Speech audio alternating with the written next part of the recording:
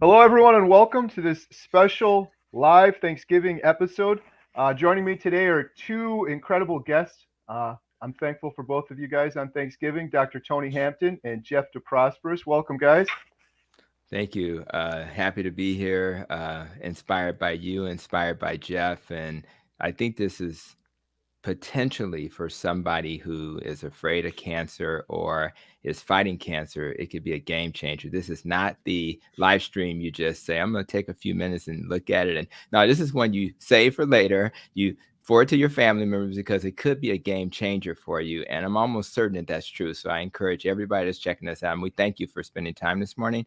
We are going to try to help you deal with cancer in a way that your clinician probably doesn't know how to. So this is a big deal. If you can't stay the whole time, you got to go get the turkey ready. That's fine. But please come back, circle back, and on one of our channels, share this information. I'm really so happy to be here. I feel so grateful. Thank you.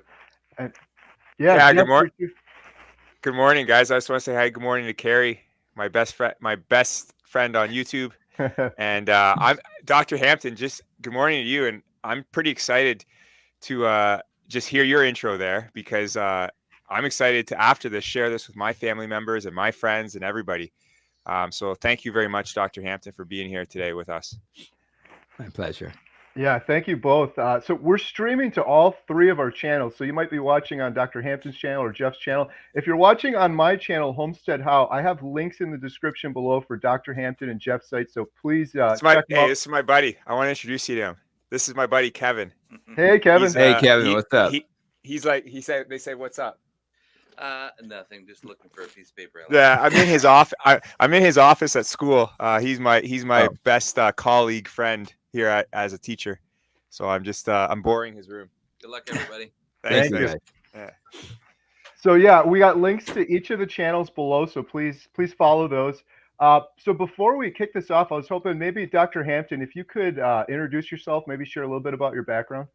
Yeah, I'm a family and obesity medicine doctor.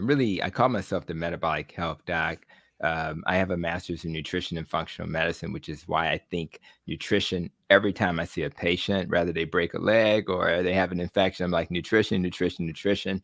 And my goal in life is to teach the message of healing that can come from metabolic health. And who knew that cancer was a metabolic disease? And we'll talk about that further. So I am grateful to have a platform, my Protecting Your Nest podcast, my YouTube channel. And I just think that we have an obligation when you learn these principles, because I know my medical colleagues don't know much about metabolic health. And so my goal is to be an evangelist, to preach the message, the healing message of metabolic health. And that's why I think this is important before we start our day to celebrate the holidays, to get in front of people. And one more thing I'll say is my mom is a breast cancer survivor. So I remember, must have been when my wife was pregnant with my youngest son. He's 24 now. In fact, I'm in his room recording this, and she was diagnosed with cancer of the breast, and it was very scary. I also want to dedicate this episode to my wife's mom. Her name was Myra. She passed away in her 50s. I'm 55, and she passed away in her 50s from lung cancer. Was not a smoker. And that's what's so elusive about this. You don't have to be a smoker, and we'll talk about that as well. It's all about metabolic health. And so thank you, Kerry, Jeff, just for the opportunity. Thank you. And Jeff, would you mind giving a bit of your background? Yes, thanks, guys. My name is Jeff DeProsperous, and I have stage 4 cancer, colon cancer, that's fully metastasized to the liver. In April of 2022, they deemed me inoperable, incurable, palliative, terminally ill.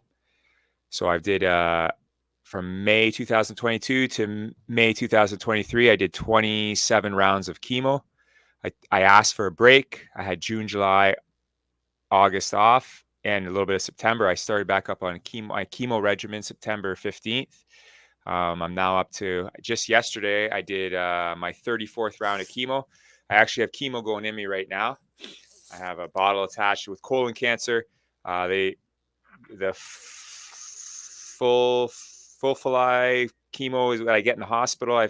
I'm saying it wrong probably, but the chemo I get in the hospital, it's a drip, and then they attach this type of chemo. It's called 5FU, and I carry that around for 46 hours. So tomorrow afternoon I get it removed.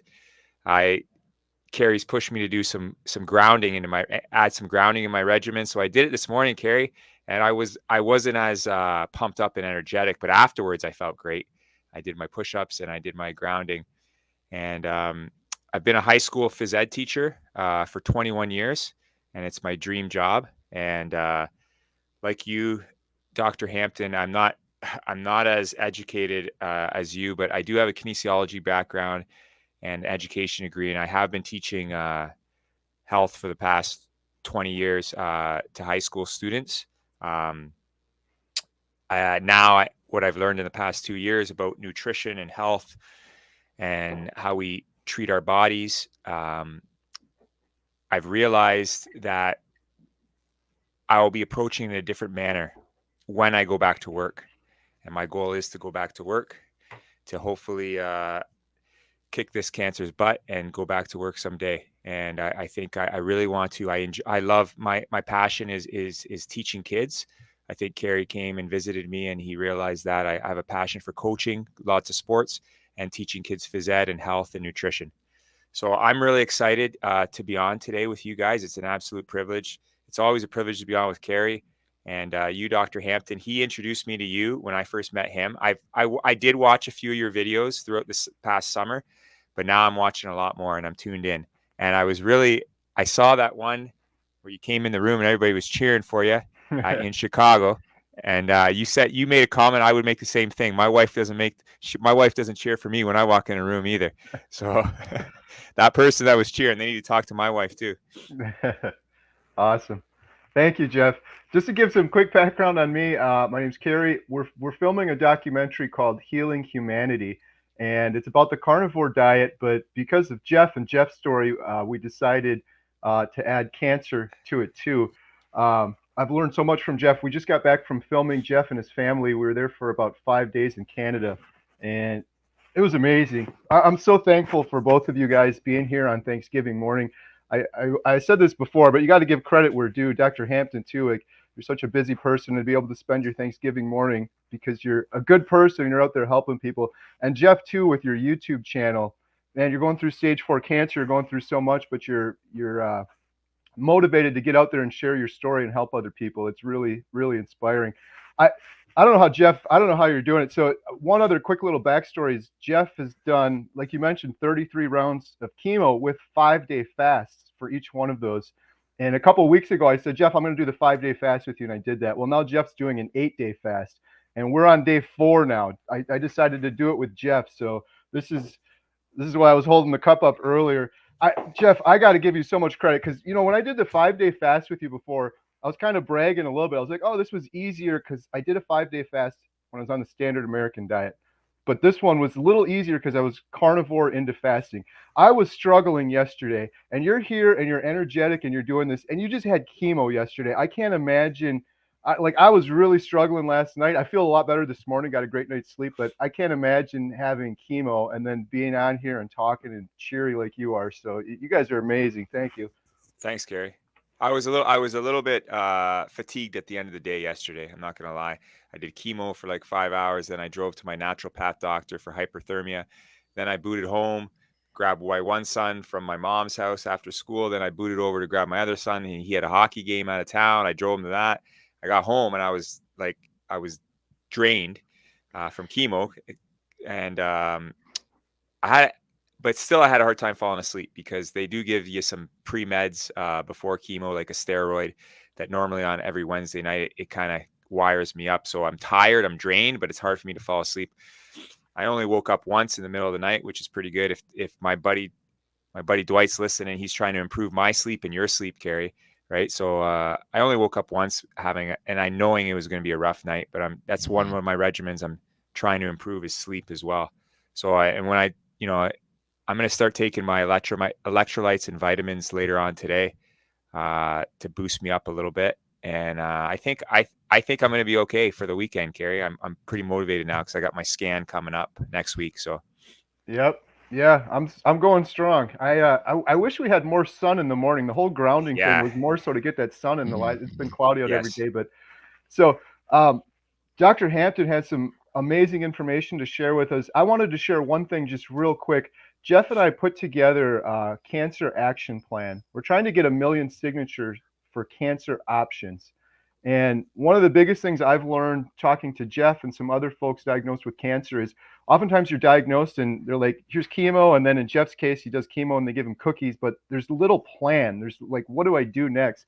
Jeff has an amazing plan and regimen. A lot of it he had to come up with from help from his friend Dwight and from watching YouTube channels and doctors like Dr. Hampton and folks online. So we decided to put together this cancer action plan.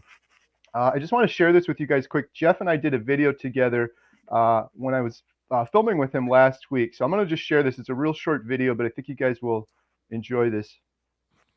Hi, I'm Jeff. I'm fighting stage 4 cancer.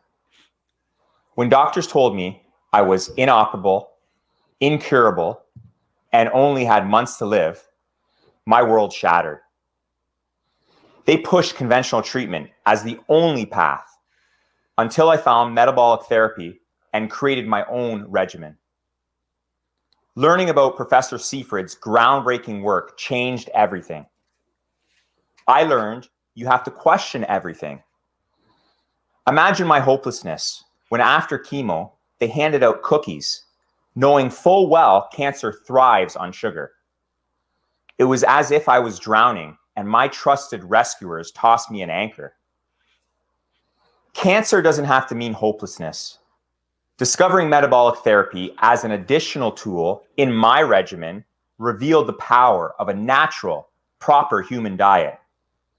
It gave me strength. Chemo became more bearable. I've outlived my prognosis. My quality of life has drastically improved, and many others thriving on metabolic therapy also. Our goal is humanity. Our goal is to ensure every cancer patient is presented all the options and all the tools. This declaration is the first step. Too often, only the profitable treatments are offered. My story and the story of many others thriving on metabolic therapy are more than anecdotes. They are proof of what's possible. If you believe in a full spectrum of options for cancer treatment, not just the profitable ones, then stand with me. Sign the declaration, raise your voice, and demand that humanity returns to cancer care.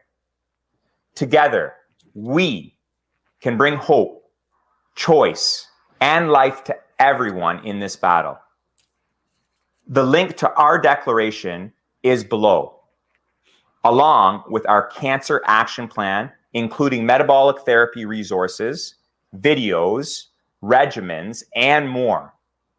If you know anyone touched by cancer, please share this and help us reach 1 million signatures so our voices can be heard.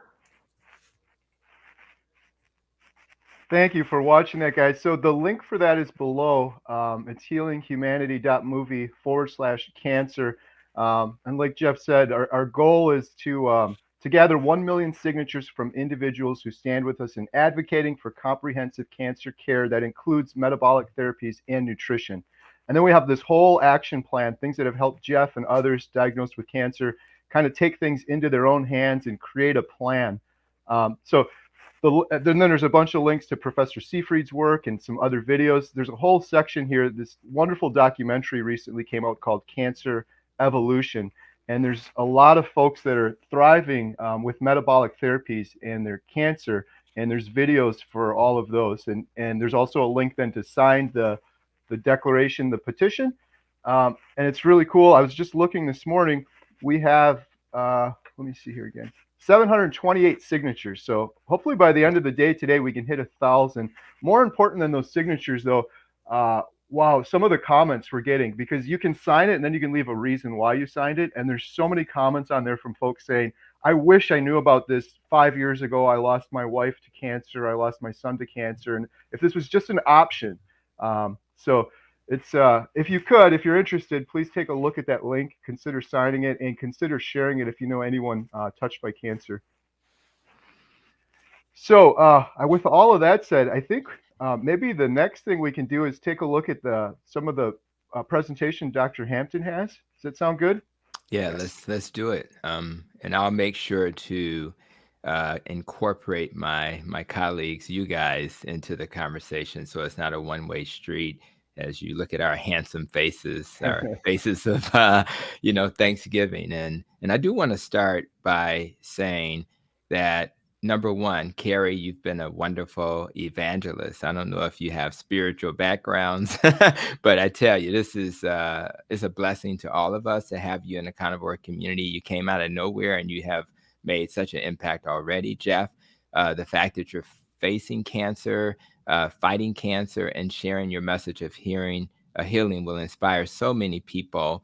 So for me, my role today, other than, first of all, again, dedicated to my mom, Annie Sharp, and dedicated to my now deceased mother-in-law, Myra Harris. This is what it's all about. And so we're going to honor the people who have left, and we're going to honor the people who are still here, and we're going to honor our babies who we hope never have to face cancer. But really the benefits of carnivore and fasting and supplementation and repurposed medicines is what this is all about. If you're fighting cancer with drugs, chemo, radiation, and surgery, and that's it, you are missing the boat. So, and I really appreciate the live stream you did, Kerry, with Professor Seyfried. Professor Seyfried is a living legend. And if you don't believe that, you'll find out as we talk about this. And again, we're going to have discussion and just start this discussion with these slides. So let's go and get the party started. The first thing I want to do is, I'm a doctor, so I'm always thinking about, what's the objective of today's talk? The objective is to understand how keto and carnivore can help treat and prevent cancer, how fasting can help treat and prevent fasting, and how supplements and repurposed medicines. And although we're wellness folk, we are okay with medicine too. We're okay with medicine. We want to integrate those into our approach. We want to have all hands on deck. So let's start with like keto and carnivore for cancer, just to get a sense of what that looks like. I want to introduce you to a previous guest on my Protecting Your Nest podcast, Martha Tettenborn. She's a nutrition professional and a coach. She's a keto coach, and she wrote this really wonderful book called Hacking Chemo. So part of our conversation, just like the resources that were shared already, part of our conversation is to make sure that you have resources. So the first resource you're going to have is her wonderful book.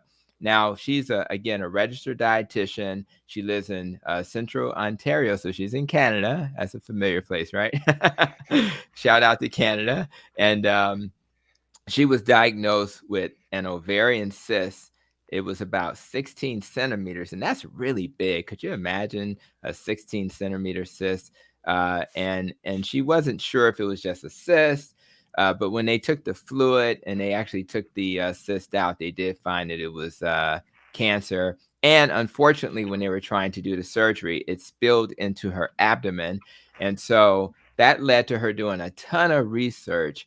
And then she ended up authoring a book called Hacking Chemo.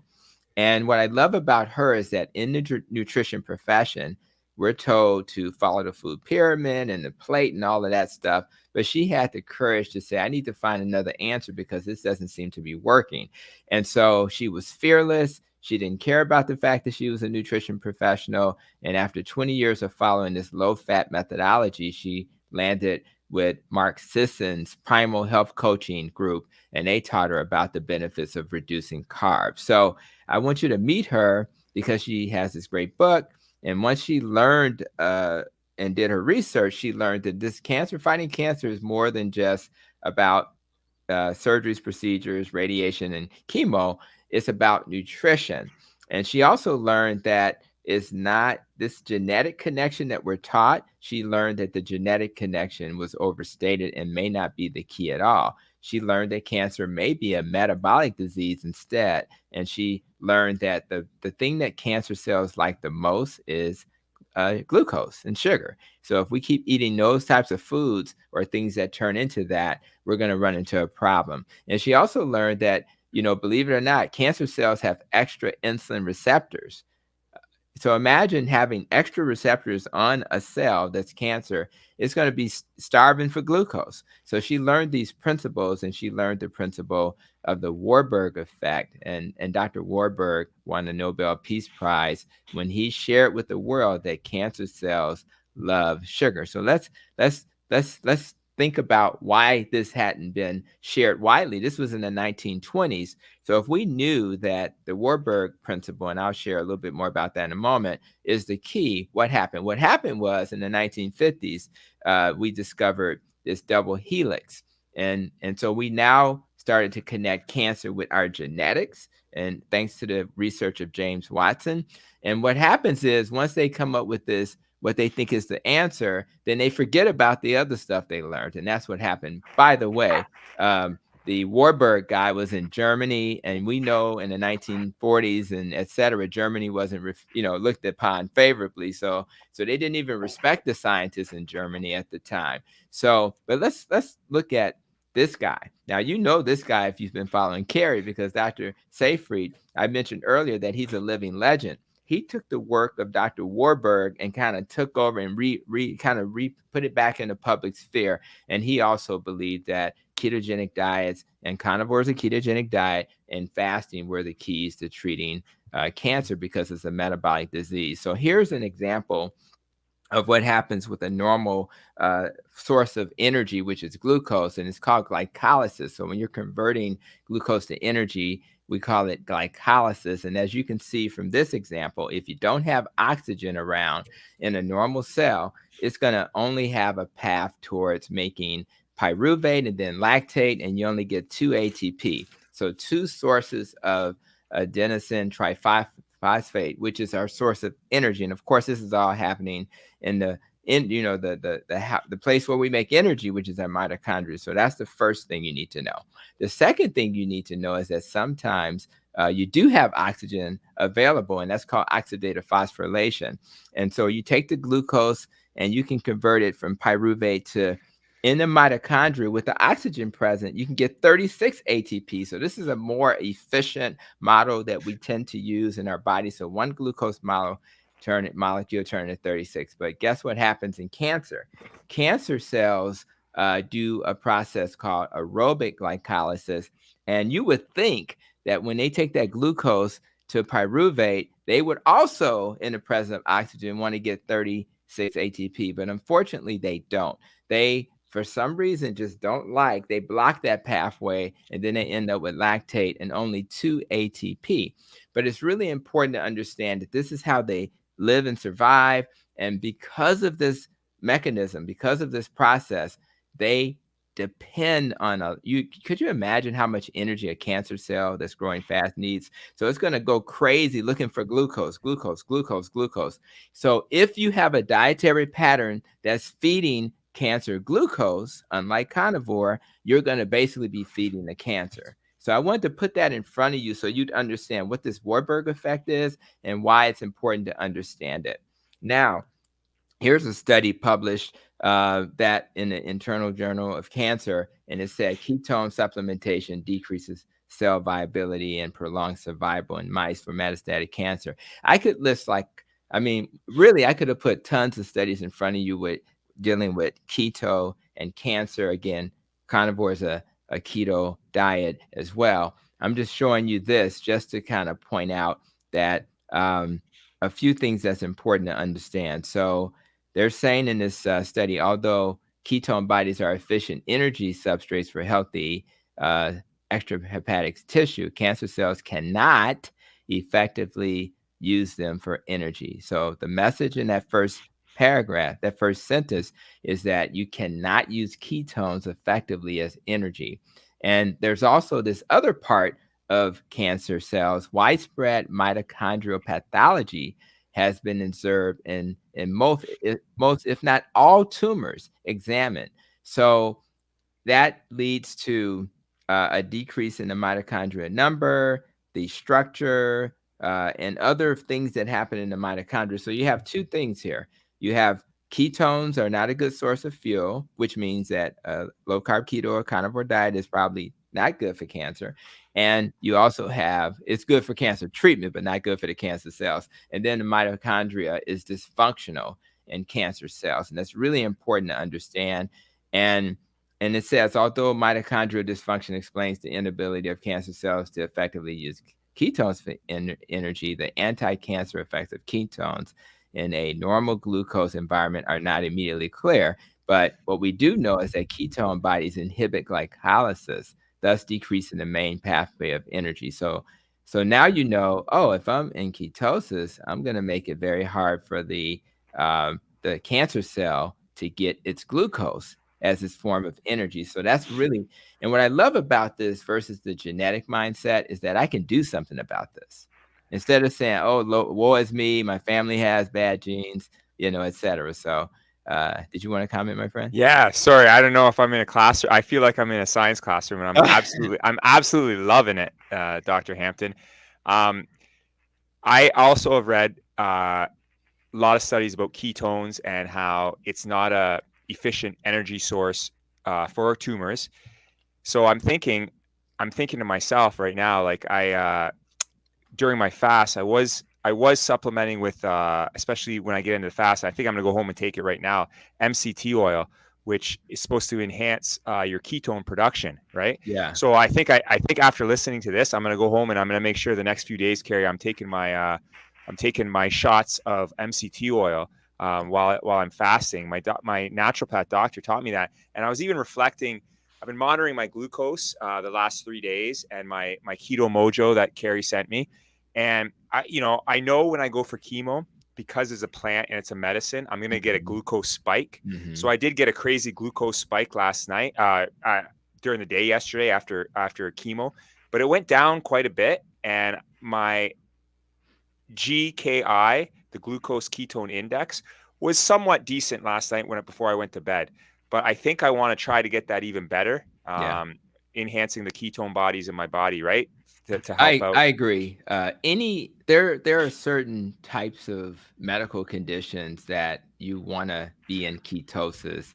You don't necessarily have to be in ketosis to fight diabetes or to deal with your blood pressure.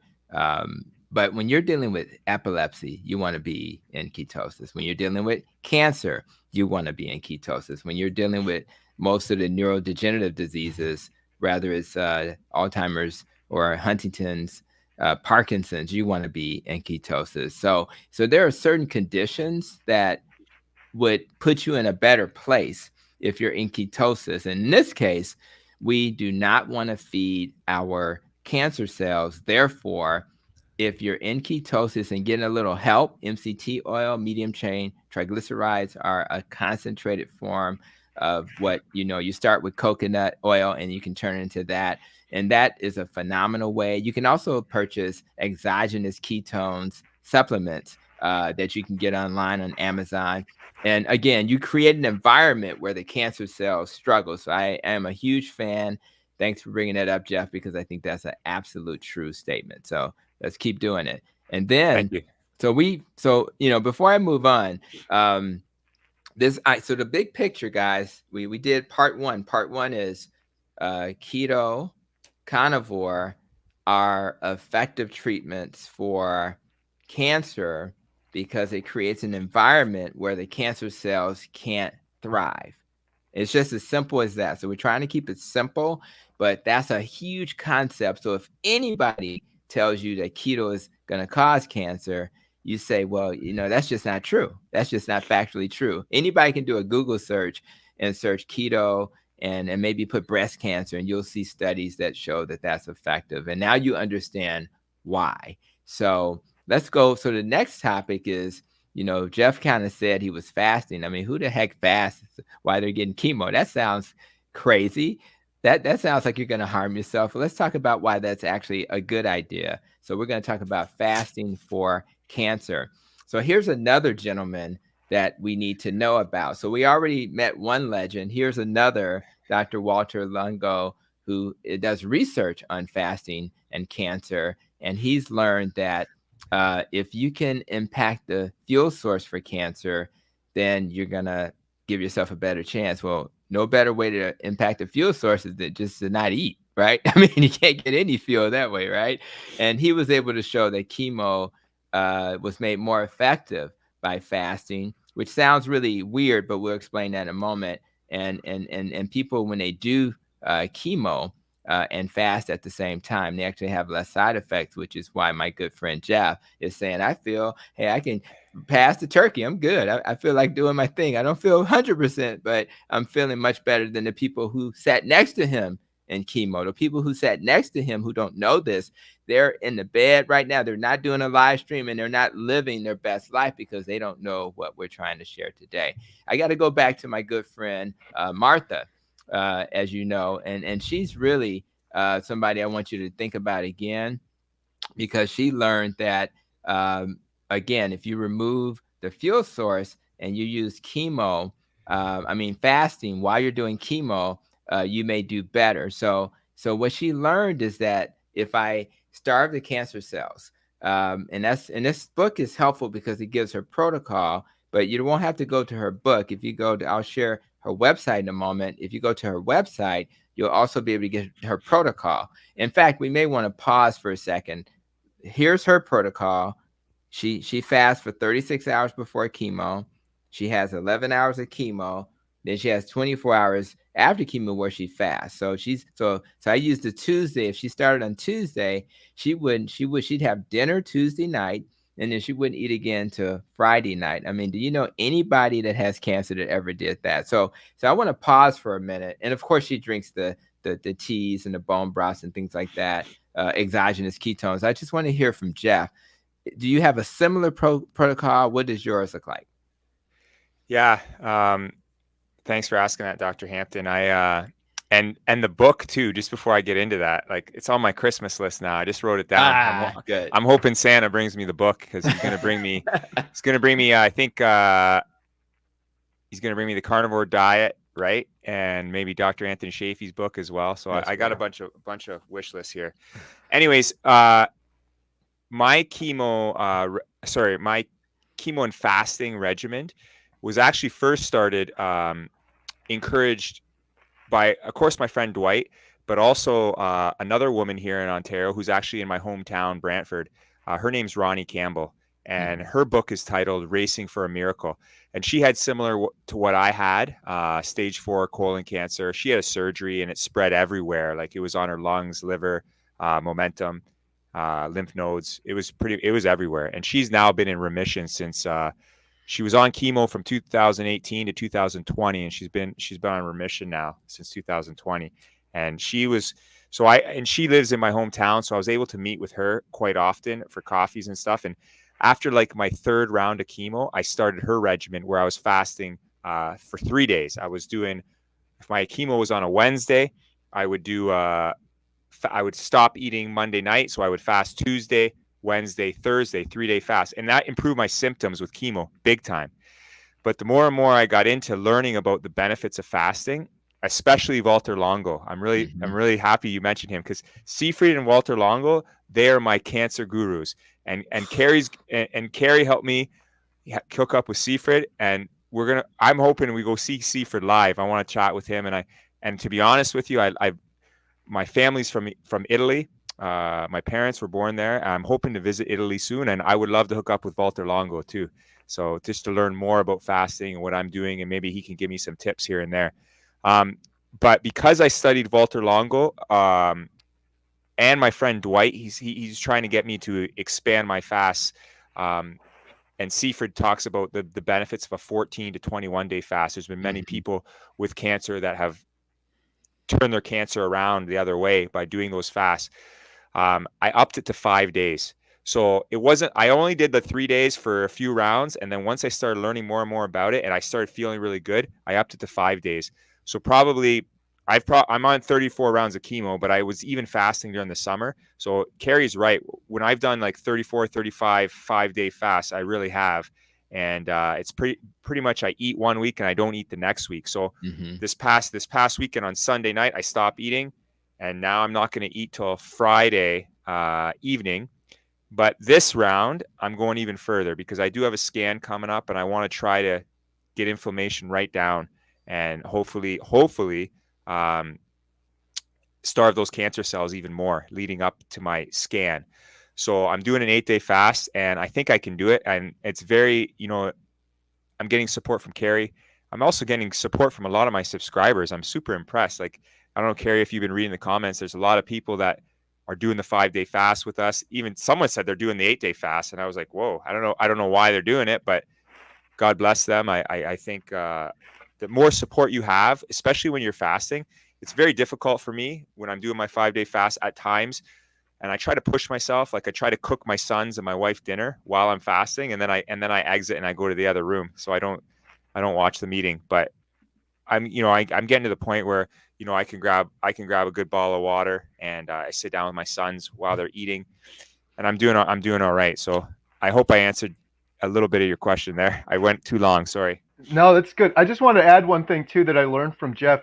The interesting thing with Jeff too is when you first started, Jeff, you weren't doing the fasting and you were doing the first couple rounds of chemo. And Yes. from what you were saying, you were feeling the effects of chemo. So you've kind of felt it both ways. Yes, and I did feel it. Like, when people said, "Oh, chemo's going to kick the poop out of you, like it's going to really destroy even your good cells," I was prepared mentally for that. So, and actually, my doctors, like my oncologist, my my liver and colon specialist, they're saying, "Go home and rest, take it easy, don't lift things, relax," and that made it worse, to be honest with you. Yeah. Because doing nothing is not good, and that's another benefit is exercise. So, I was on the SAD diet or Mediterranean diet for the first 3 rounds. So, I was carb dependent, and I wasn't, I was having those crashes. If I was wearing a glucose monitor for the first 3 rounds, which I wasn't, I'm pretty sure I would have saw my glucose going like this all day long. Right. So yeah, you're right, Kerry. It definitely, I've seen both sides of it. So I can talk about both sides of it when I'm fasting, when I'm not fasting. And believe me, I don't want to be not fasting. Like, Mm-mm. I don't like, I was thinking, I'm going into an 8-day fast. Maybe I should just keep it at a 5-day fast, but not fast Monday, Tuesday, like going to chemo with Tuesday eating dinner. I said, no way. Because Mhm. I know I need to get my body in the state of ketosis, in a deep state, like a therapeutic state of ketosis, going into chemo, because that's That's going to right. help me a lot. Right. That's right. Yeah. And we'll share in a moment why this makes sense. It's your brain. It's like our brains are like bam, popping because it doesn't make sense to fast in just based on our conventional thinking. So, and that's why people who heal are willing to challenge conventional thinking. So if we challenge it and say, man, this sounds like it makes sense, and you'll understand why in a moment, then we need to offer that to the world. Now, let's be clear. If we're still using chemo, so they're still gonna make profit on that, right? But you may need less chemo. And you certainly won't need all of those medications that you typically take when you do chemo, because you may not be nauseated. You may not feel bad. So you save money there. So but the more important fact is that it's gonna help you fight your cancer. So let's kind of move along and think about. Now, this is when I said earlier, there are resources. So you just heard Jeff give you a sense of his protocol. Well, Martha has a website and she has her protocol. And by the way, I did do a podcast with her. So if you want to hear her chat with me about her journey, just type, her name, my name on YouTube, you'll see it. But if you look at what she shared on that episode, she said, target cells that metabolize rapidly. That's the cancer cells.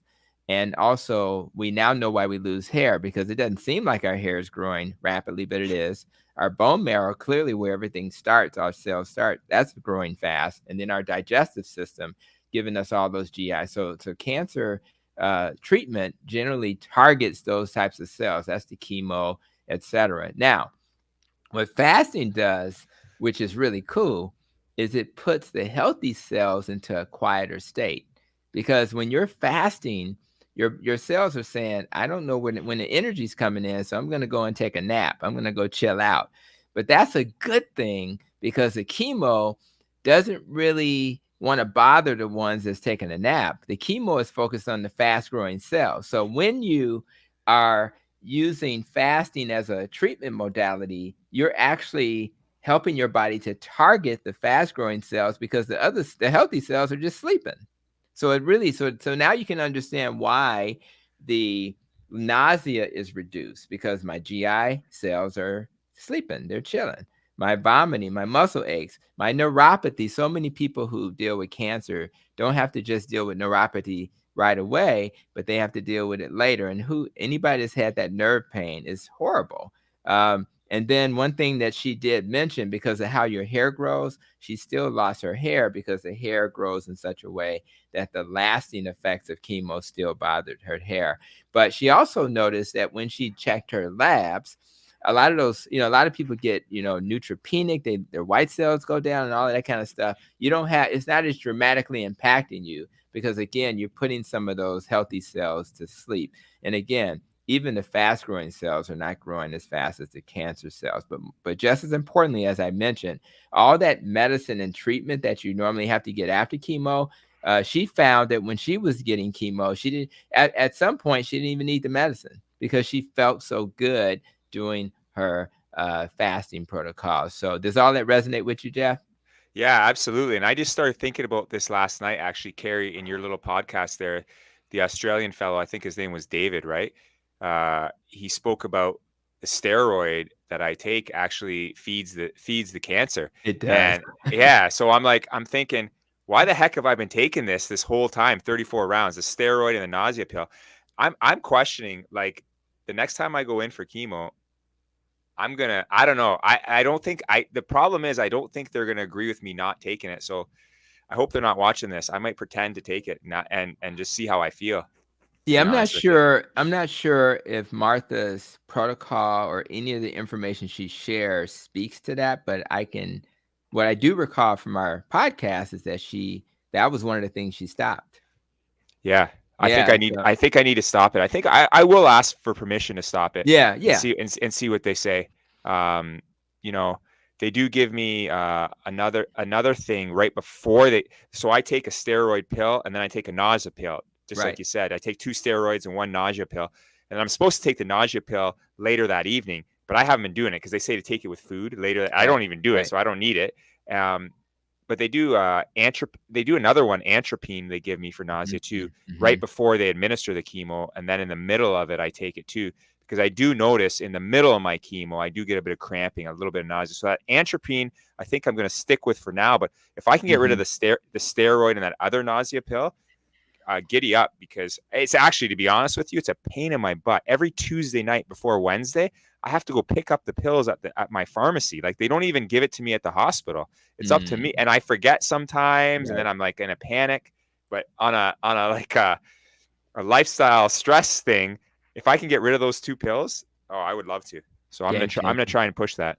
It's the question you'll ask is, well, why am I taking the steroid, right? So and it's very likely that it has a lot to do with how the chemo affects your body. It's probably not as therapeutic as it is to make you tolerate it. So if it's all about tolerance, well, I'm gonna probably tolerate it more than the person sitting next to me. So can we at least do a trial? So when I'm dealing with my doctors or my health system, we always have to do a trial, right? So can I do a trial? Let's see what happens if I skip it 1 session. If things go well, can we do that trial again? Yes. And so that's what I would take, that type of approach, because they'll probably hear you. And if there's some information that Martha has, and what would be helpful, you and Martha need to probably connect. So let's connect to Martha and the fellow Canadian, right? So we can see if we can work it out. That's right. Yeah, by the way, I talked to another fellow Canadian, the ketogenic woman, who has, I don't know if you're familiar with her, but she has a YouTube channel. So shout out to the ketogenic woman. She's about 65. And she's going to be on the podcast, but she's the one you go to online to get the recipes. And she's kind of gone from low carb keto. Now she's carnivore, but she has a ton of keto and carnivore. So you may want to be aware I'll of check her her as out. well, as we're trying to, we don't want to, some people need variety, give me a steak, I'm happy, but some of us need variety. And she'll help you with that. So No, you're absolutely right. And just to add to that, Kerry, yesterday I was watching those videos you'd made 6 months ago on carnivore, where you'd made 24 eggs in a frying pan and bacon and beef and butter. And I showed that to my sons, and they're like, "Giddy up, Dad! Let's do this. Let's do this next week. Let's." And I said, "Absolutely. When I'm eating, we're gonna try this. 24 eggs in that that pan, that metal pan. Yeah, the power bowl. Yeah, that's it. Yeah. Yeah, it's funny. Yesterday, the girls and I cooked up a different variation of the Power Bowl: beef, butter, bacon, eggs, all in one. We did a big meatball like your brother-in-law made us when we were out there, wrapped with bacon. I Yeah. cooked this up yesterday for the girls that are doing carnivore, and of course, I'm fasting. So I had some of the struggles you did, Jeff. I'm like, I cook it, and then I just got to go out of the room and drink some water. But yeah, ketogenic woman, Anita, I had her on the channel earlier, Dr. Hampton. She's amazing. Yeah. She's so good, and just to get some different variety, different ideas, and she's just got such a great demeanor. I told her she's kind of like Mr. Rogers or something. You listen to her talk, and you're like, oh, this is just great. I love watching her videos. The girls, like Emma, my daughter Emma, who's carnivore, enjoys watching her stuff too as well. She's got a great channel. Yeah, it's so funny you say that because and I see that choosing to live comment, Anita is a sweetheart. She just feels warm and fuzzy. She just feels like she cares, and she feels like she's not doing this for anything other than to help people. She's that sister, that aunt, and for some, the grandma that is just blessing us. So that's why we love this community, guys, because we're learning from me. I've only been a carnivore for a year, so I'm learning from you guys. I mean, I'm still trying to figure this out myself. I want variety in my diet, so I want somebody to kind of show me the way so that we can get this done. So let's now. Oh, but before I go to the next slide, again, here's her website. You just click. You have to put your email, join the mailing list, and then you'll get her protocol. And I would share that with anybody that's going through cancer, because they need to at least be aware. And then I'll give you more resources later that you can share with your clinician.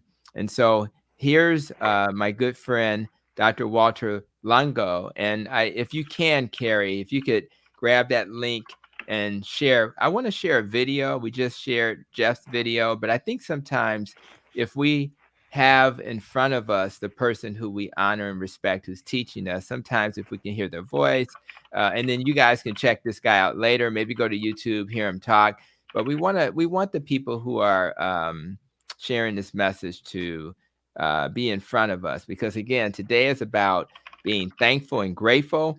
And I'm just grateful for the resources, so that if I'm hopeless, I have a way to not be hopeless anymore.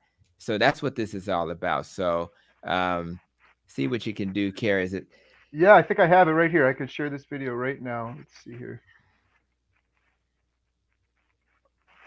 Here we go. Yeah, that's it. So in this study, we did animal experiments and basically tested a wide variety of cancers, some of them human cancers, and some of them mouse cancers. And these range from breast cancer to ovarian cancer to melanoma, glioma, and other types of cancers. And what we found was, we had previously found that fasting and fasting cycles could protect the mice from chemotherapy side effects, but it was not clear whether this effect also applied to cancer cells. So if we protected the host by also protecting the cancer cells, the study would be worthless. So we spent basically 5 years actually, working on the cancer. What happens to the cancer cells? And we showed that the fasting cycles make it a lot worse for the cancer cells when chemotherapy is provided. And even more surprisingly, without chemotherapy, in a number of different cancers, we saw that the fasting cycles were as effective, or almost as effective as chemotherapy. This did not happen all the time, but it happened in multiple types of cancers. And so those are, of course, very exciting results for us. Yeah, so the focus, it's been on the magic bullet. How do you kill a cancer cell, primarily? And so what these papers showed, that in addition to going after the cancer by just protecting the normal cells, here we are also showing that maybe one way to go after the cancer cells specifically is not by figuring out or finding a magic bullet, but by creating extreme environments that a normal cell can respond to and a cancer cell is unable to respond to. And so as with each mutation, with each oncogenic mutation or tumor suppressor mutations that a tumor acquires, the tumor has to give up something. And we think that something is the ability to deal with extreme environments. Fasting is probably the most extreme, or certainly one of the most extreme environments that you can encounter. And that's why we think the cancer cells have such a difficult time dealing with it, because there are major reduction in glucose, major reduction in growth factors. And so many things outside of the cell change that the cancer cell is no longer able to deal with it. To understand the mechanism. And it's amazing when you understand these simple principles. And again, we wanted today's live stream to be simple, right? And I just want to emphasize, guys, that there's so much that we're learning that's novel, and we use that term when we think about what that's new, right? So, but we can't wait for the mainstream to catch up with the science. Now, again, the science from the studies from Warburg was done in the 1920s. So if you're going to wait for conventional medicine to catch up, you may be waiting another 100 years. Now, I think that's changing, but I just want to be clear. Your courage to do low-carb keto or carnivore is what's necessary to convince the mainstream that that's what we need to do. So I just want to put that in front of you, because we can't wait. 1920s is when this information was discovered. It's mind-blowing. So let's go and comment on our next. Before I move along, anything you want to throw out there, Jeff? Yeah, you know what? Thank you for showing that Walter Longo video, because you're right. I'm hopeless at times, right? And I do need those people, Walter Longo, Seafrid, even yourself, Dr. Hampton, in my life, right? To reinforce what I'm doing, right? And it's good for my mind. Yeah. And I go in. Yesterday I'm at the chemo hospital, and every other week I am. And yesterday again, I'm sitting there, I'm just quiet at the beginning, because I look around me and all these people have these like coolers and like lunch bags, and they're pulling out, like, we have this thing called Tim Hortons here in Canada, like Tim Hortons, like donuts and wraps, and they're eating, like, I'm looking around and everybody's doing this except me. Like, I just, and I don't want to say anything, but I feel for their hopelessness, right? I feel for them. And I hope that they ponder upon, I wish that they ponder upon all the great doctors that are on YouTube and these little podcasts that we're doing, because that's my biggest hope, is for these people. And the odd time I get in a conversation with them, and I met a new young fellow yesterday beside me, and I'm normally the youngest guy in there at the age of 44, but I met a 35-year-old beside me, and he seems like he's got a lot of passion and fire, and he's ready to fight it, but he just seems to be misguided. He tried carnivore, he told me, for 30 days. He has esophagus cancer, and it's spread everywhere. Actually, it's like 5-6 different locations. But then he's telling me all this while he's eating a muffin. Right? Like a flour-based, sugar-based muffin. Right? So I'm thinking, and he took my number down. He really wants to connect with me, because then when he started talking to me, I just want to, that's what I'll do. If people start talking to me, I'll start talking to them what I'm doing. I don't want to push anything on anybody. I'm in a situation where I'm I'm situated in that mainstream conventional treatment world, right? But I'm doing all this other stuff. And I think that's where I'm having the most success.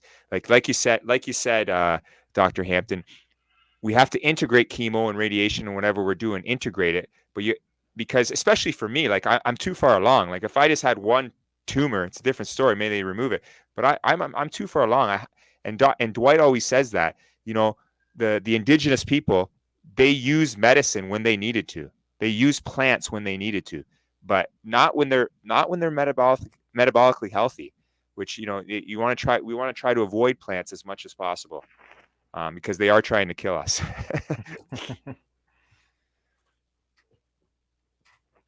Oh, Dr. Hampton, I think you're on mute. Yeah, shout out to Dr. Anthony Chafee for reminding us. And that's and I'm glad you said that. It's so funny you kind of teed me up a little bit about this idea of plants are trying to kill you. And before I even comment on the next slide, we've kind of touched on keto carnivore, and we know why that's helpful. We talked about fasting.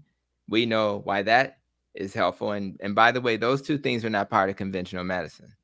You shouldn't have to go to YouTube or a podcast to learn this stuff. It's embarrassing that our health system is not teaching people. Can you just teach them to eat real food? Can we start there?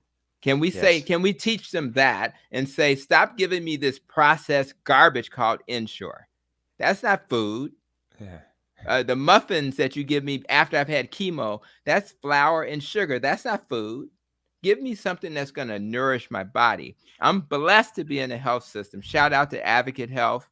And for those who are not aware, it's Illinois, it's Illinois, Wisconsin, North, South Carolina, Georgia, Alabama, for allowing me to at least encourage them to do this type of stuff. So we started a food pharmacy. We celebrated just about, even the carnivore doctor is okay with growing vegetables. How ironic is that, right?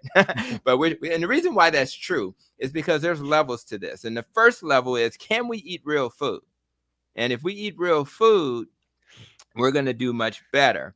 And so we started a food pharmacy. We have it in about 6 hospitals, and we're going to grow that. But we need to be able to learn this information outside of the setting of a YouTube video.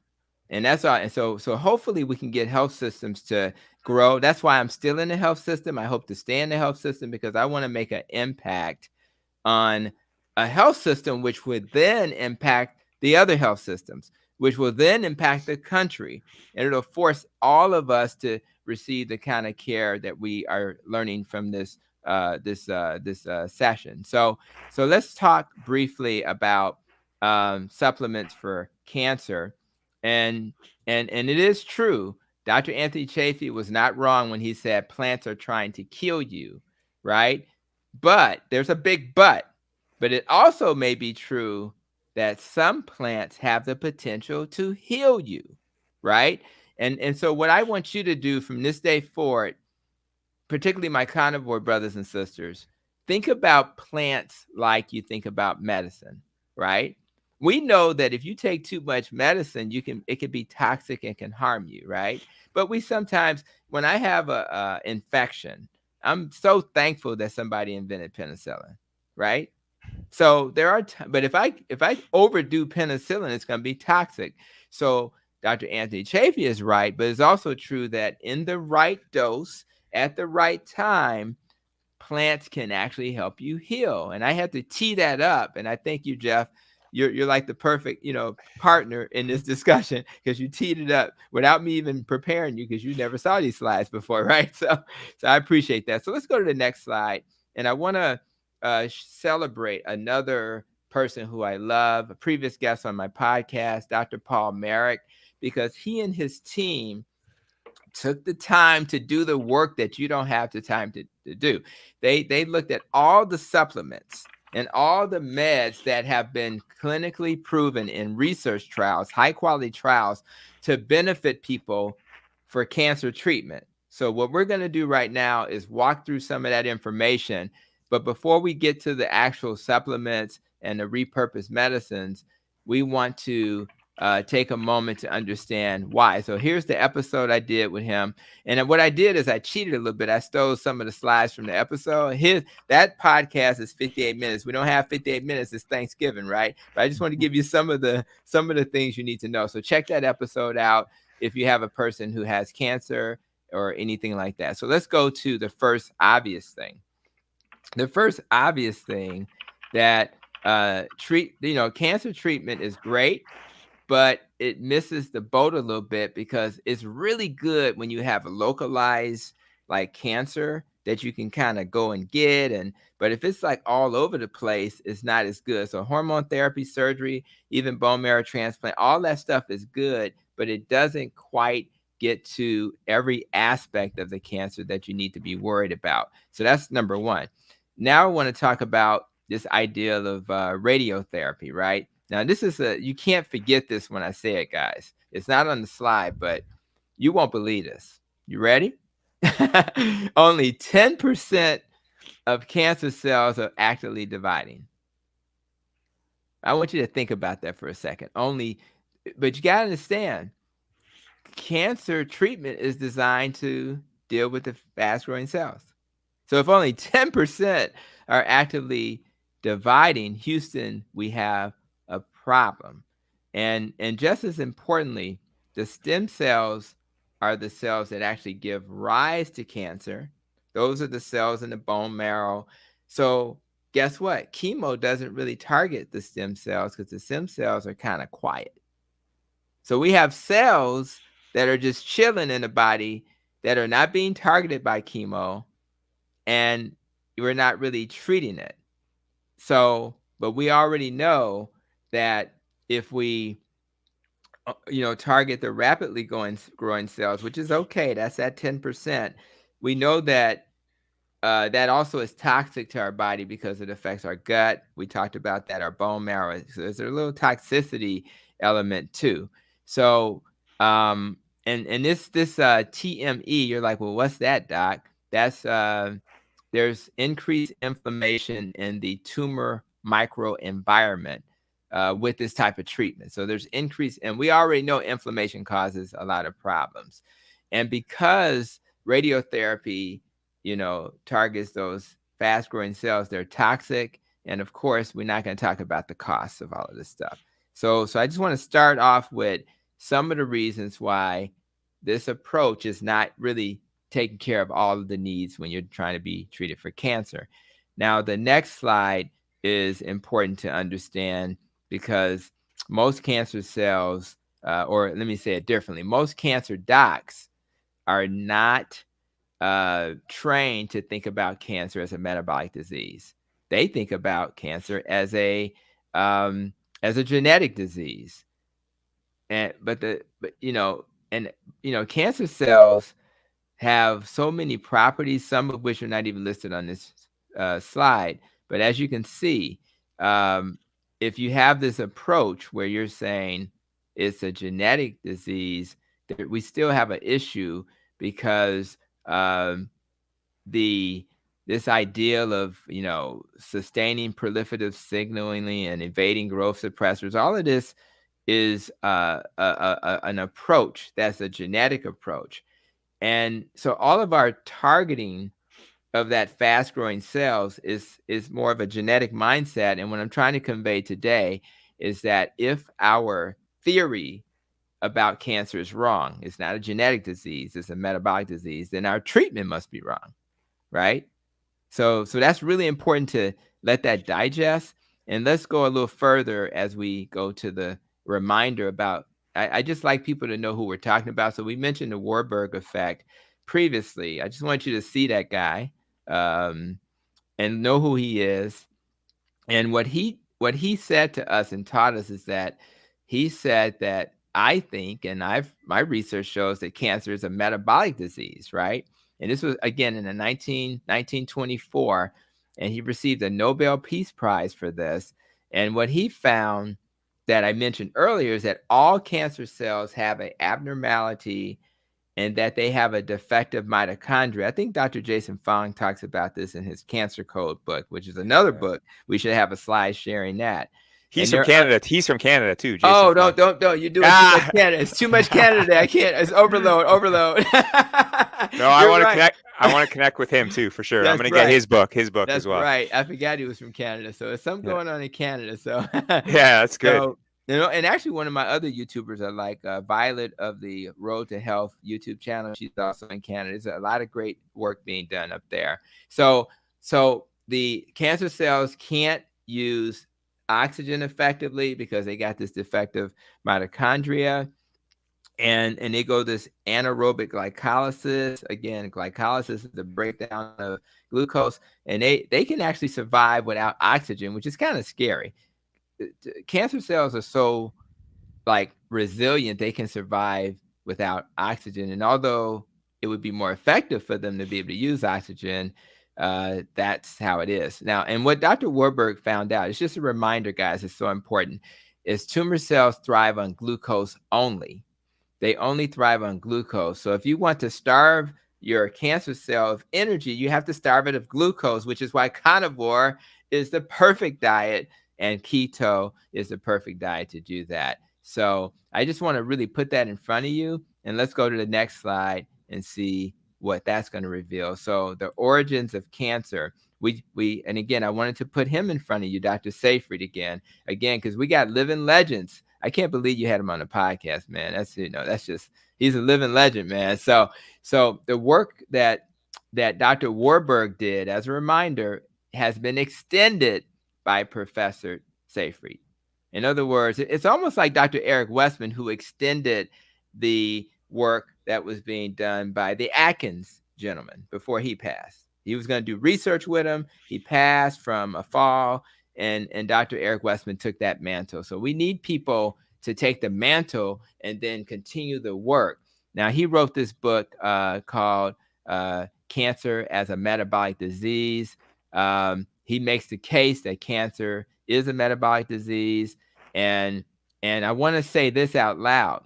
I wonder if the incidence, I think you guys talked about this Kerry, you're a superstar. What the heck are you doing a live stream last night and this morning? But last night when I listened to some of it, one of the things that was mentioned is that the incidence of cancer is increasing, right?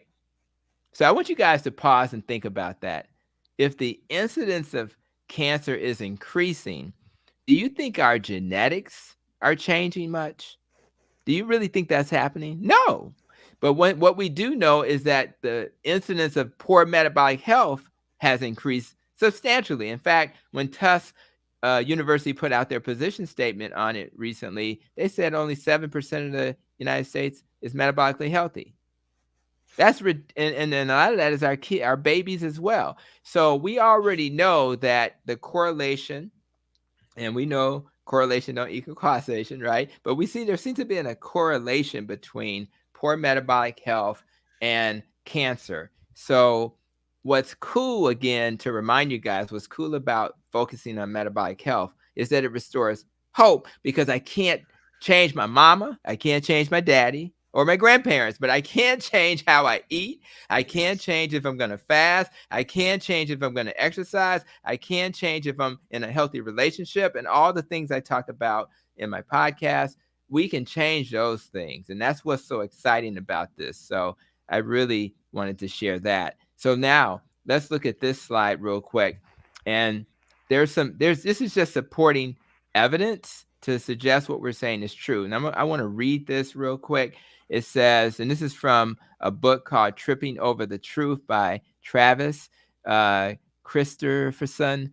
And it says, no researcher can point to any single mutation or a combination of mutations and say with confidence that it is alone the cause of cancer, nor can researchers point to a series of cellular systems rendered dysfunctional by mutations and make the same claims with confidence. So because I'm like a fifth grader, I need to clarify what he just said. All he's saying is there are some cancers in which there are no mutations, while other cancers have multiple mutations, but there are no characteristic mutations that define all cancers, right? So with that type of thinking, it tells you that if we just focus on mutations, we're gonna lose the war against cancer. It's what's consistent, and what we know for sure is that there is an issue with the mitochondria, right? So, in the mitochondria being dysfunctional is the problem. Having metabolic dysfunction is the problem. So let's look at the second statement. This is the man who helped discover the DNA himself. Literally, James Watson and his partner are the father of genetics. Why would the father of genetics say that cancer was anything other than a genetic disease, right? Well, what he said was we may have to turn our main research focus away from decoding the genetic instructions behind cancer and toward understanding the metabolism within cancer cells. So the man who actually invented the DNA understanding is saying that's not the answer. That's a profound. When I saw that, and led by the discussion I had with Dr. Paul Merrick, I was like, well, if he's saying it, we got to at least listen to the man who invented it. Now, everybody knows that I call my podcast Protecting Your Nest, right? And there's a nest in that tree somewhere. You just can't see it. Use your imagination.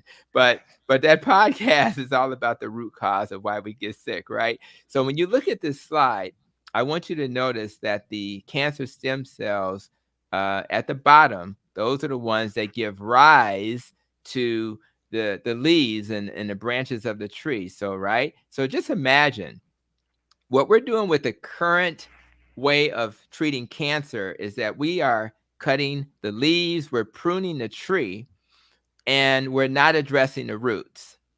That's what we're doing. Now, if you know nature, if you kill all those weeds and you don't get to the roots, what's going to happen the next season? They're coming right back, right? So our goal today is to help you understand we have to have treatment that addresses the roots. And guess what? The treatment that we get from chemo and radiation does not do that, as I've shared earlier. So that's why that image is there. And by the way, my Protecting Your Nest podcast concept is about getting to the root cause of why we get sick. And thank you, Choosing to Live One, for your comment. So let's go to the next slide as well. So this is something that I really want to put in front of you. This is a reminder that cancer is not a hopeless disease. We can do something about it. And here are some of the things we can do. And let's walk through this. In fact, let's frame it. This is my little commercial. Let's frame it through the Protecting Your Nest, right? So we think about it. What's the N in the nest for, right? It's nutrition. Well, how are you going to deal with insulin resistance? Do you think metformin is the best way to deal with insulin resistance, or your diet? I think your diet and intermittent fasting is how we deal with insulin resistance. So that's number one. The E in the nest talks about exercise. So we want to make sure we're moving our body. And as you can see, get enough exercises on this list, because these are the things we do to prevent cancer. Oh, by the way, the S is for sleep. So now we're getting more sleep. Oh, by the way, the S is also for stress reduction. So I didn't know that Dr. Paul Merrick was a Protecting Your Nest fan, but apparently he is. So, and then as we go down to the rope that climb up the nest, we talk about being in healthy relationships. That's not listed, but what's listed is avoiding organisms and pollutants that can harm us. Well, do you think smoking's a pollutant or a toxin? Do you think alcohol, particularly in excess, is a pollutant? Do you think processed food is a pollutant? All of these things are pollutants that can harm you. And so this list of things that we can do, they're free. Nobody's going to make any money, but it's going to help us to prevent almost 80% of all the cancers that exist. So now this is where the rubber meets the road. Some of you watching here today are here because you are worried that you're going to get cancer because other people in your family have gotten cancer. Some of you are here because you're treating cancer. And so this first slide is about prevention. This is what Dr. Paul Merrick's team found when they did their research, that this is the protocol for cancer prevention. And as you can see, the first thing, most of us have learned from the pandemic. Did you know that like 98% of the people who died of COVID were vitamin D deficient? What does that tell you? That 98%. So something as simple as supplementing with vitamin D is the key. Of course, this slide will give you the dosages. The only caveat I'll add is I always tell patients when they do vitamin D, do vitamin K2 with it, because the K2 is like the usher at the church for my religious folk. They usher you to the seat, right? Well, the K2 takes the extra calcium vitamin D helps you to absorb, and it carries that K2 a calcium away from your joints, leading to arthritis, and away from your arteries, building up plaque. So and it ushers it into your bone. So when you do vitamin D3, do a K2 with it. I tend to take omega-3. I was actually taking omega-3 anyway because I'm a steak guy. Don't get enough omega-3, I think, in my diet. So I do omega-3, and it gives you recommendations. Now, here's where me and Dr. Anthony Chafee are, having a little fight.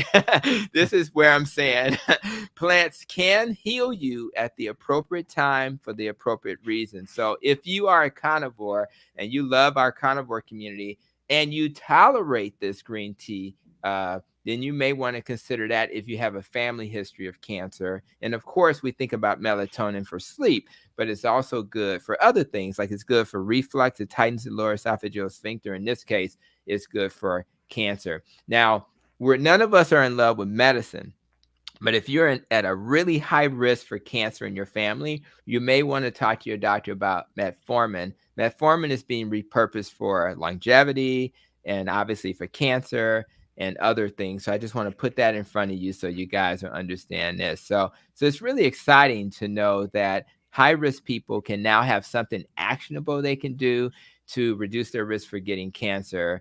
And I just wanted to put that in front. So that's a very important slide that you guys need to see. And I'll give you access to how you can get that in front of you in a monograph. Now, here's the next very important slide.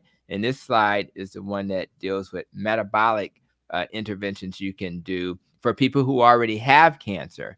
And when I recorded this episode with Dr. Merrick, the last two things on the list were not there. And I know we can talk about statins all day, but that's not the point of this conversation. So if you start at the top, right? Why is that diet the number one thing on the list? Because you already know, we just talked about it. We're going to starve the cancer with a keto or carnivore dietary pattern. So that's the first thing. If you take away one thing from this discussion today, somebody needs to be on a keto or carnivore diet, because that'll make a huge difference. And then we have exercise, stress reduction, and sleep. We got our vitamin D again. Again, these are people with cancer, melatonin again, and the green tea. And then we have that repurposed metformin. So the things in the first part are more prevention as well. Then you get to curcumin. And by the way, both metformin and mebendazole have something in common. They both inhibit gluconeogenesis. And for those who don't know that term, that just means when your liver makes glucose on your behalf when you're sleeping at night. Well, you don't want to make too much glucose. We already told you that feeds cancer. So metformin and mebendazole are very good for that. Mebendazole is an interesting drug. I love that that's on the list because it's also an anti-parasitic. I think cancer is a parasite too. So we have an anti-parasitic drug being repurposed for the ideal of depriving your cell of glucose, the cancer cell of glucose, because it inhibits gluconeogenesis. It also inhibits something called glutamine, and it also inhibits cell division and promotes cells. Yes, but go ahead, Jeff. Is this mebendazole similar to what is it, Kerry? Fenbendazole? Yeah. Fenbendazole? Yeah. So say it again. Yeah. Fenbendazole, I think it was. Yeah. Is it similar? Like yeah, it's a dog dewormer type parasite. It is. I don't have pets, man, but that's an anti-parasitic as well, and it treats like hookworms and whipworms and all of that kind of stuff. It treats the worm, so the mechanism is basically similar. And that's what I love about when I was in medical school. If I see the same thing at the end of a word, I knew that was in the same category. All the oses are bad for you, right? All the alls, like cortisol, stuff like that, right? That's right. I look at the ending of the words too, but this mebendazole that you speak of here I can get this. I can get this as a human.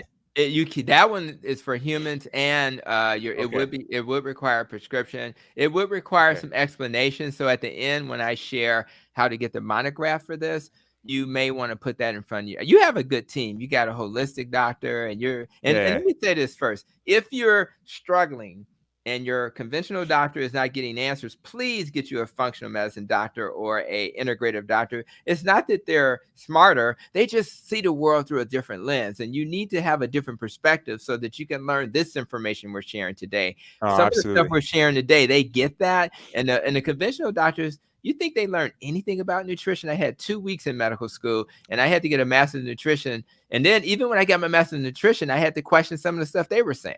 You have to always have a question Absolutely. attitude. Yeah. I have a nephew right now. He did 4 years of bioscience health degree, and now that was his undergrad, and he just started this year eye doctor optometry school. He just started this year here in Ontario, University of Waterloo.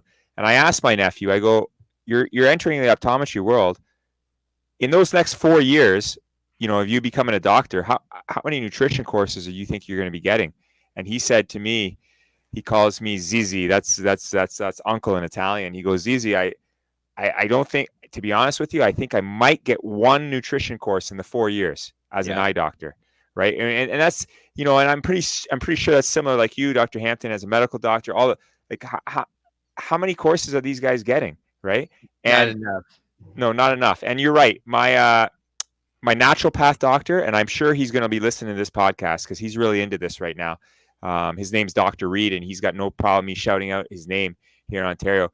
But I'm gonna be asking him about metformin and that mebendazole for sure, because you're absolutely right. If it can inhibit, especially that gluconeogenesis, where it's converting some of the protein into glucose, I want to try to inhibit that as much as possible. That's right. And that's why I'm keeping my fat content up. And I'm just looking at your list here. Like if we did a whole video of my supplements with Kerry just last week, and I didn't talk about my dosage because you know what? I think everyone's got to approach it their own way, right? And you say right there on your previous slide, everybody needs to be taking 5,000 international units. That's correct, per day. Like I think the Canadian government, American government says 1,000 international units. Really low. But here it is, and I've been taking, under my friend Dwight's suggestion, I've been taking 20,000 to 50,000 every single day. Wow. And people, when I tell people that, they're like, "Oh, whoa, Jeff, you got to be careful. You're going to cause toxicity in your body with vitamin." And it's not even. There's other doctors, and I love how you're talking about this Dr. Merrick, and because he's a specialist, right? There's another doctor that I follow, Dr. Peter Osborne, and Dr. Peter Osborne is another one. When it comes down to supplements and vitamins, he explains it to a T. Like he explains how, a fair-skinned person can go out in the sun for 30 minutes, and we're actually getting like our body's transforming the UV into vitamin D3, and we're getting like 30,000 international units in 30 minutes. So I don't understand this fear. We have this fear around this vitamin D toxicity, which is limiting people, and it's limiting the conventional doctors to saying, "Hey, we need to be doing this. We need to be taking these supplements." Yeah, we do. And I again, what I also learned in my functional medicine training is that the standards that we have for conventional it's not at a level it needs to be. So totally agree with that. And I am so thankful that we have this list, the omega-3, the berberine, again, inhibiting gluconeogenesis as well. Berberine is good for a lot of things, and here he suggests we alternate those. We have a lot of concerns about statins in the world. I get that, and again, this is not one of those lists that you have to do everything on the list, right? So if you, like, for example, I take this, supplements that are on that prevention list, right? Well, I don't do metformin. So I think you have to decide where you land with this, and I think that'll be good. Disulfiram is not something most people know about, but I remember in my training, I haven't prescribed it much, but it is used to help overcome drinking problems because it makes you not feel so great if you're drinking. So that's one of the uses for it. So if you're taking that, you're gonna have to blame it on the alcohol, like Jamie Foxx said. It's gonna make you sick. So I would not do alcohol and disulfiram together, but just be mindful. Those things in red are things that you're gonna have to share with your clinician. So we're kind of wrapping up the slides. I think this is kind of the take-home message is that it's okay to use repurposed drugs to help you fight cancer. If you do chemo surgery alone, that's not going to be enough. If you do the first 3 bullet points and you don't deal with stress and sleep, you're still going to have a problem, because if you don't get enough sleep, you're going to make glucose and it's going to then give you trouble. So we got to deal with all of that. And then when it says metabolic treatment, that's when you think about fasting. That's when you think about the diet. That's when you think about the supplements. And I think if we manage things this way, this is how cancer treatment should be. And we can add behavioral health. We can add palliative care. Goals of care. All of that should be a soup of things that you do. You have to attack it with all hands on deck. And then here's the resource I wanted to wrap up with. This is the resource that you can go to get the monograph. What is a monograph? I think it's 70 plus pages of evidence, because when you talk to your clinician, they don't want to hear nothing about a podcast or a YouTube channel, right? No. Yeah, they don't want to hear nothing about that. So you need to put some science in front of them. And when you go to that flcc.net, you'll have some science. And then if you want to go to the website and get the slides to the presentation that are longer than what we just shared, you can go to that flcc.net/cancer-care. And that'll get you that monograph and the slides. And of course, the episode I did with Professor Merrick will get you, get the information in front of you. So I just felt like I was so impressed with you, Jeff, being on other podcasts, sharing your story. I checked out a couple of those out. And then I was also noticing, because Kerry was meeting with you, that he's focused on cancer. And I just felt like, let's try to do something to kind of put everything in one place. And I'm a visual learner, so having some slides in front of me, for me, was a way for me to review it myself and also share it. So that's why I felt it was helpful. That's why I reached out to Kerry and said, let's do this. Let's celebrate this beautiful day that we're so thankful for, by starting it with some information that could change some lives. And I'll do this for free for the rest of my life, because this is what we're here. We're born to do certain things. And for me, is to teach the value of metabolic health. And I think I hit the right focus, because I think it's going to impact 70-80% of the things that can harm us. So really, I just want to, shout out to you guys. Thank you for the opportunity, and we can just chat from here. Yeah, I was just going to say thank you so much for putting this together, Dr. Hampton. This is the Healing Humanity Cancer Action Plan we have with links. This is definitely going on there, along with the videos you did with Martha and Paul Merrick. This is incredible. So this is just what I was looking for, because Professor Seyfried is amazing, but sometimes when I'm listening to him, it's hard to digest all of this, and you put it together in such a way that it's so easy to understand. We're getting comment after comment saying the same thing. Thank you for sharing this information, because it's so easy to understand. I see Jeff down there taking notes and screenshots and stuff too. So Kerry, you're absolutely right. This needs to go on the Healing Humanity website, this PowerPoint. Dr. Hampton, thank you. Like, from the bottom of my heart, I'm a visual learner as well, kinesthetic learner as well. I needed this today, and I've been doing great podcasts hooked up from Mr. Kerry Mann here. Like, Dr. Baker was amazing. Seyfried was amazing. He's super smart, but he didn't have a PowerPoint for me. And also, Anthony Shafee the other night was amazing, and Anthony Shafee even stayed on afterwards with us for 20 minutes, and we learned a lot from him there, Kerry. And I, from the bottom of my heart, Dr. Hampton, like, you're a very brave medical doctor, and I'm very proud of you, because a lot of these doctors are leaving the conventional world, but you're staying in there. You're staying in there, and your food pharmacy, I wrote that down. Like, I'm super impressed with that. I want to learn more about that, and I'm blown away by what you're doing, and I just want to say, keep it up. Like it's phenomenal. We need more doctors. I have a son in grade 10, and he's doing quite well. He had a 90. I brag about him all the time. He had a 96% average last year in grade 9, and he wants to be a medical doctor, but he's following all these doctors like you on YouTube, and he wants to be, I don't know, I call it the good doctor in terms of helping. When you said you're going to do this for free, like you don't need to be doing this. We all know that medical doctors and stuff, they make a good living, and you're doing this from the bottom of your heart, and I thank you. Like today it's you've given me a lot of hope and a lot of inspiration to keep going. So thank you. Yeah, thank you. And we all can personalize this. And because I was able to personalize it with my mom, who thankfully was able to survive her breast cancer diagnosis 24 years ago. And if I knew this, when my wife lost her mom, if I knew this before that, I would have been able to provide a path for her. So, and she was such a wonderful person. And I like to share the story about how she, when we had our first child, Brandon, my oldest son, I literally remember me and my wife being in bed, and baby disappeared.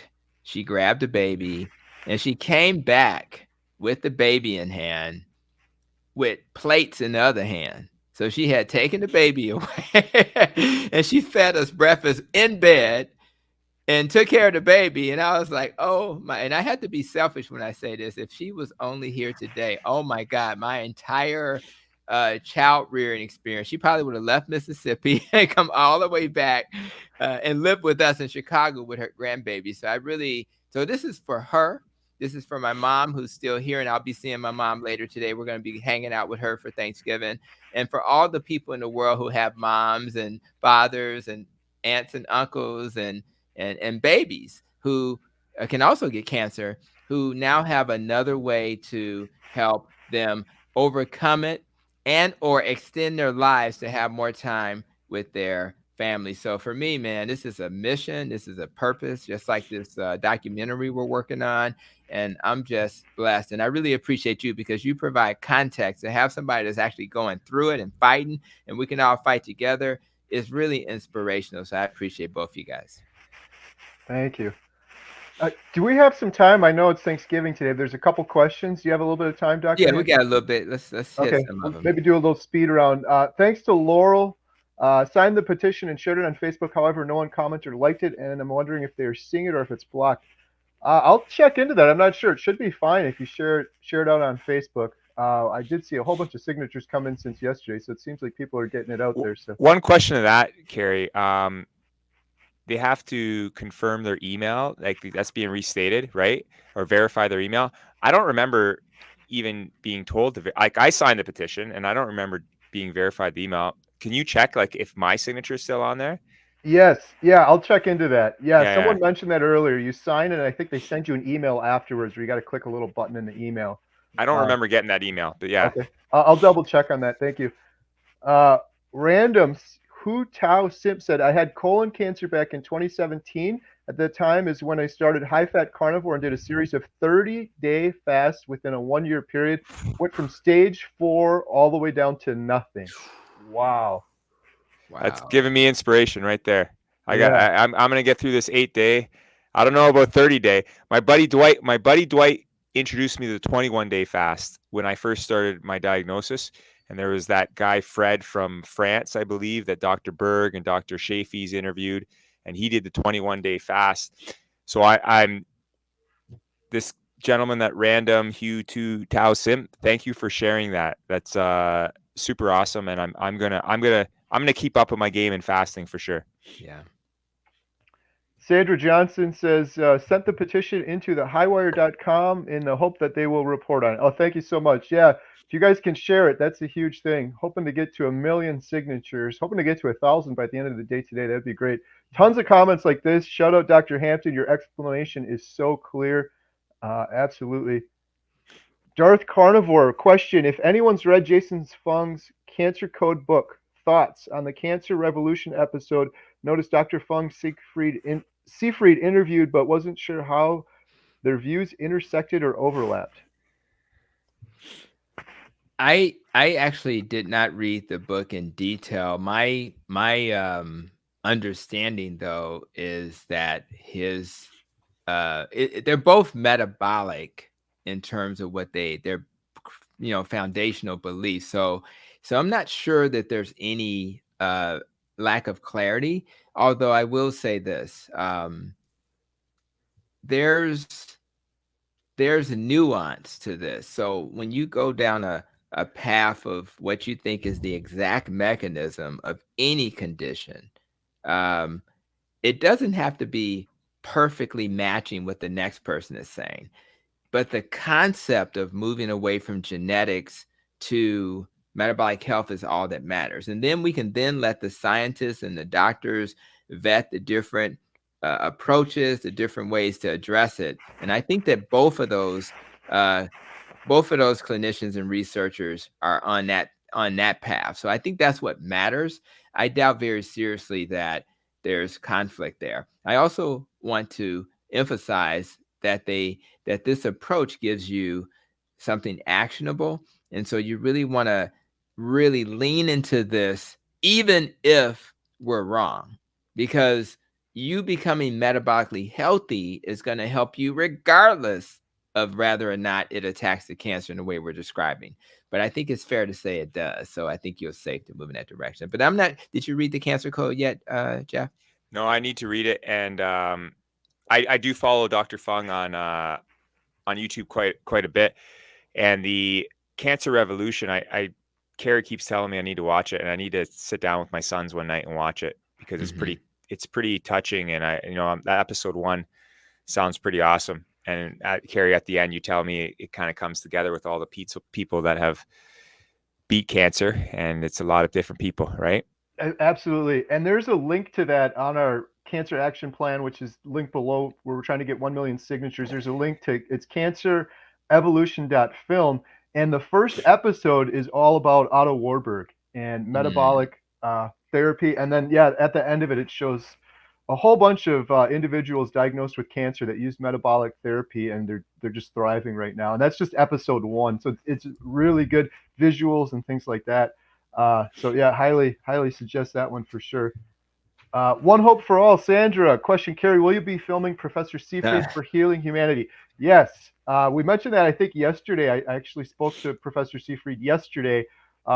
He invited us out to Boston College, where we're going to be filming him for the documentary. So we've already started filming Dr. Tony Hampton, and we want to film with him some more. And I'm hoping maybe as sort of a combination with Professor Seyfried, because the way you kind of distilled all this down is exactly what I'm looking to do in the documentary for sure.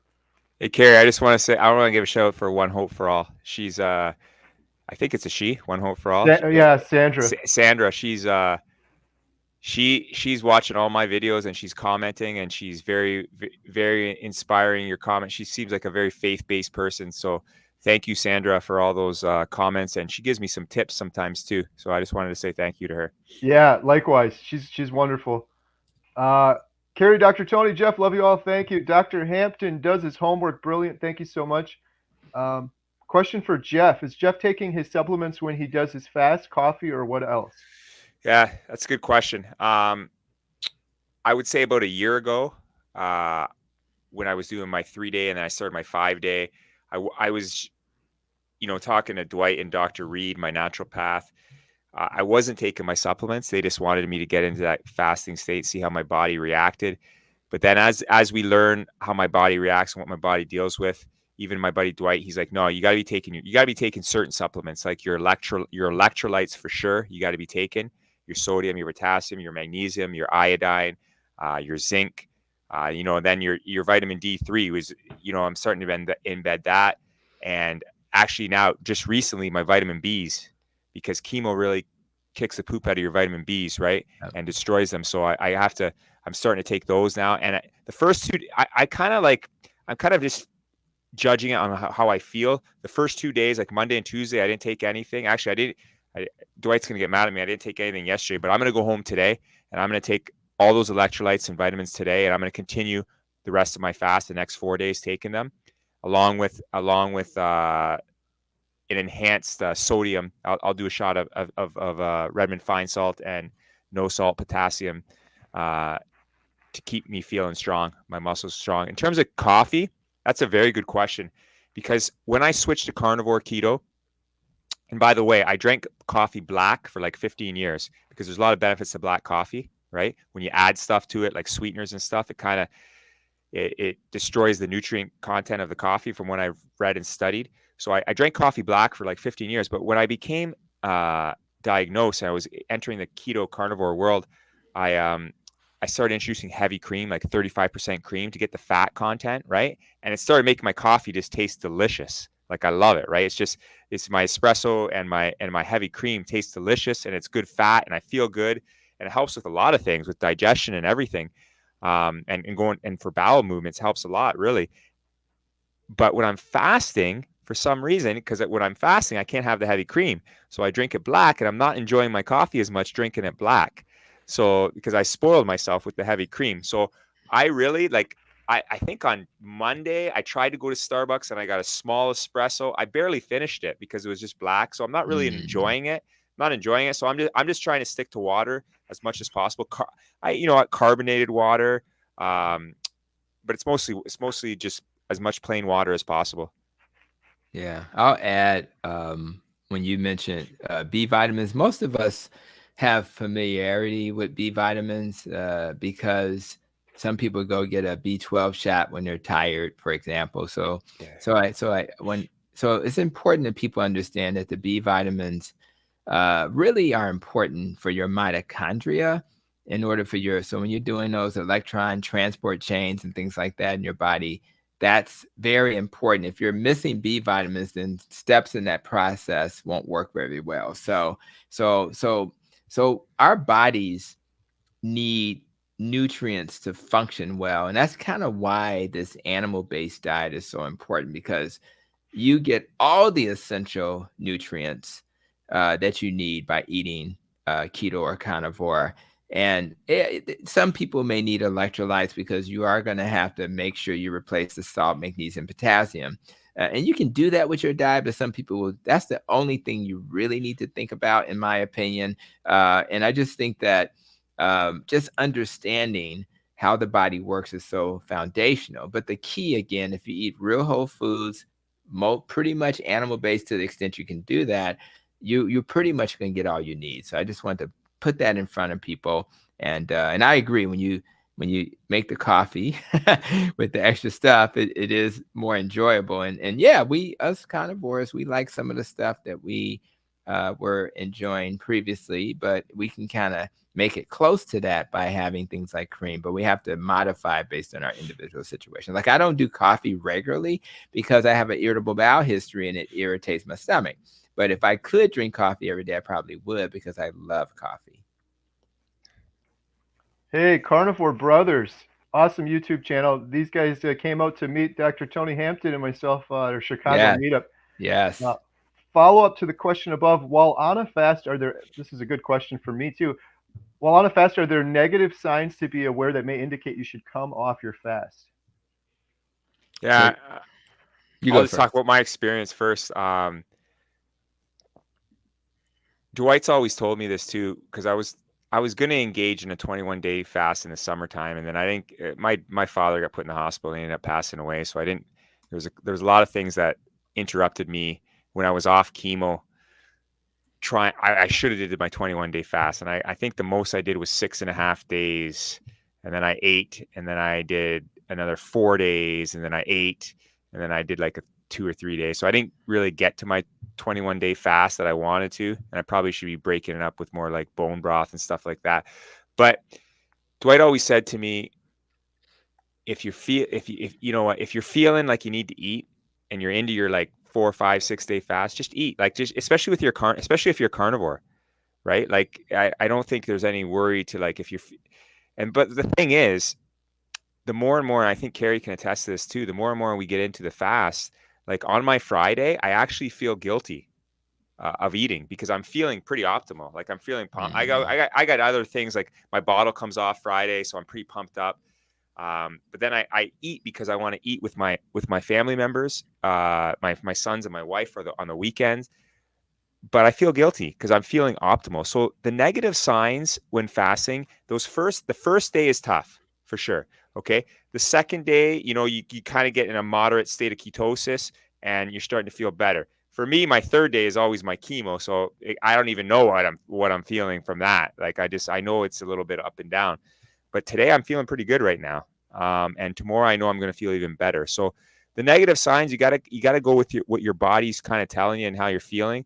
But like Dr. Hampton said, like carnivore and being in ketosis, even nutritional ketosis through carnivore, like it's beneficial no matter what, like whether you have diseases or whether you're even if you're metabolically healthy, like if you're on carnivore, you're going to have no problem doing these fasts as much. Yeah, it's right, much Dr. Hampton? easier. The transition, like I went from low carb keto to carnivore. So every time I made the transition, it was kind of easy. And I would even argue when I went from a plant-based diet to a animal-based diet and I did low carb, the transition was easier because I was at least eating real whole foods, right? So I think where you start matters.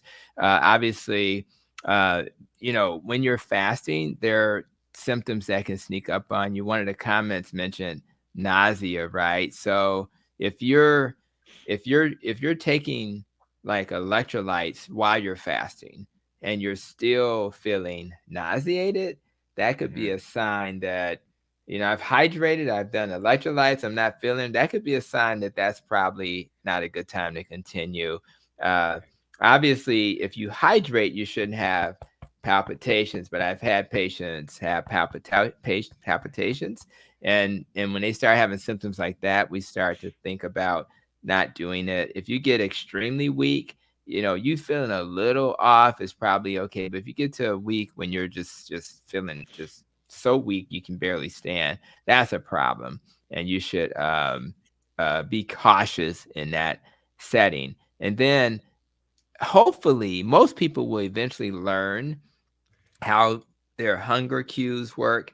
And there's a point when you just feel just famished, you just got to eat. And that may be for some people something to consider. But for most people, they should be able to distinguish between most hunger is just being dehydrated and you're thirsty, right? So if you can just hydrate, your electrolytes are okay. So just use caution because everything we do in life is risk reward, right? So you may be doing this for autophagy, maybe you're not even dealing with cancer. And you got to start asking yourself, if I feel like crap, then I need to maybe reconsider if this is for me. Good stuff. Lucy D asks, family member after radiotherapy developed a fatty meat aversion. 75 male with prostate. He hasn't got much more weight to lose. He was fat adapted prior. That's interesting. A fatty meat aversion. I'm not sure if I can give because I'm not a professional that deals with cancer every day.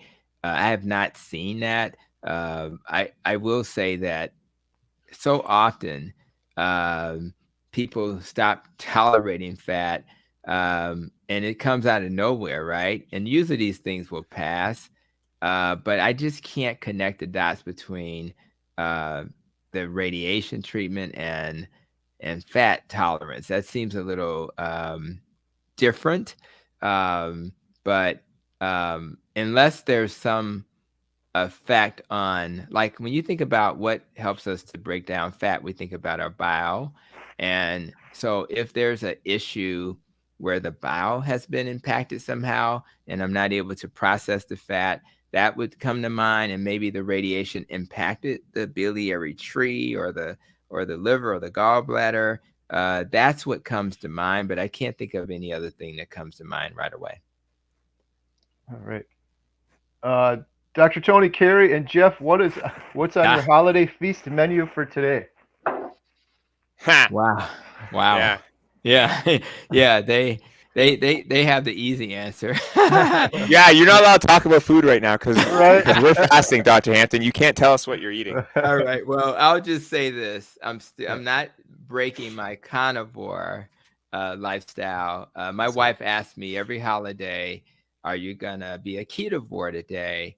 and my wife's more of a ketovore. She's a Nisha, and I'm a Ken Berry, I guess. Yeah. But yeah, so that's what I'm gonna do, because I'm having, when you're feeling like so good, you're like, why would I want to deviate from that? To me, the holidays are about getting together, fellowshipping, talking about the relatives who are not there, and having a good time.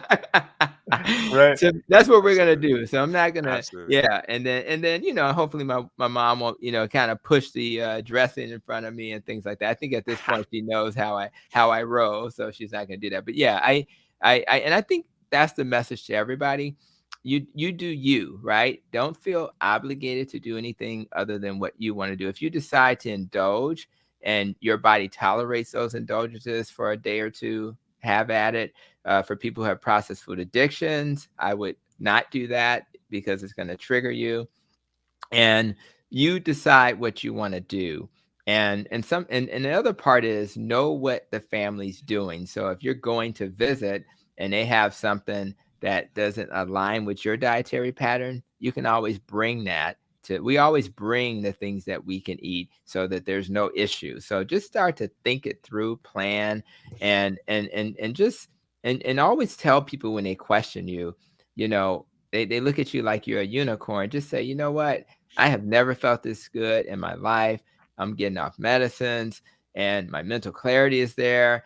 And I just want to be able to continue that. So you guys enjoy what you're doing, but I just want to stay in that lane of healing, and let other people stay in their lane. And some people will then want to do what you're doing, others won't. But this is about adults being adults and allowing other adults to be adults. And so we want to live in a world where nobody has to be indoctrinated into other people's dietary patterns. I would not want my kids to be in New York on Monday and Friday where they couldn't eat meat.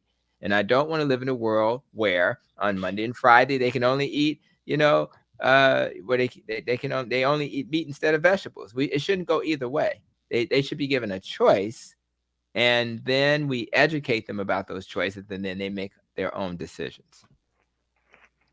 Love that. Question. I'm interested in Dr. Hampton's approach to mental health. My family member is hospitalized on strong medications and I believe misdiagnosed. There are no low-carb dietary choices and she's not improving. If you're in the hospital, they're probably giving you the exact foods that's going to make your mental health worse, right? Yeah. Now, and so for Jeanette, I would say for your doctors, we want to expose them to the study Keto for Refractory Mental Illness. That author is both Dr. Georgia Ede, E-D-E, and Dr. Eric Westman, and some others. In that study, they found that if you are on a keto diet, and of course carnivore is keto, they found that 100% of the study participants, these are hospitalized people, just like your family member, 100% got improvement in symptoms, not 1, 10%, 20, 100%. 96% for those who needed to lose weight, lost weight. And just under 50% had, I think it was 46% were able to go into remission.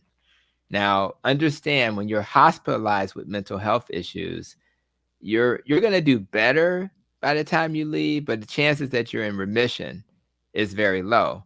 Though the diagnoses that they were in the hospital for were depression, bipolar, and schizophrenia. So imagine somebody that has schizophrenia, you put them into remission before they leave the hospital.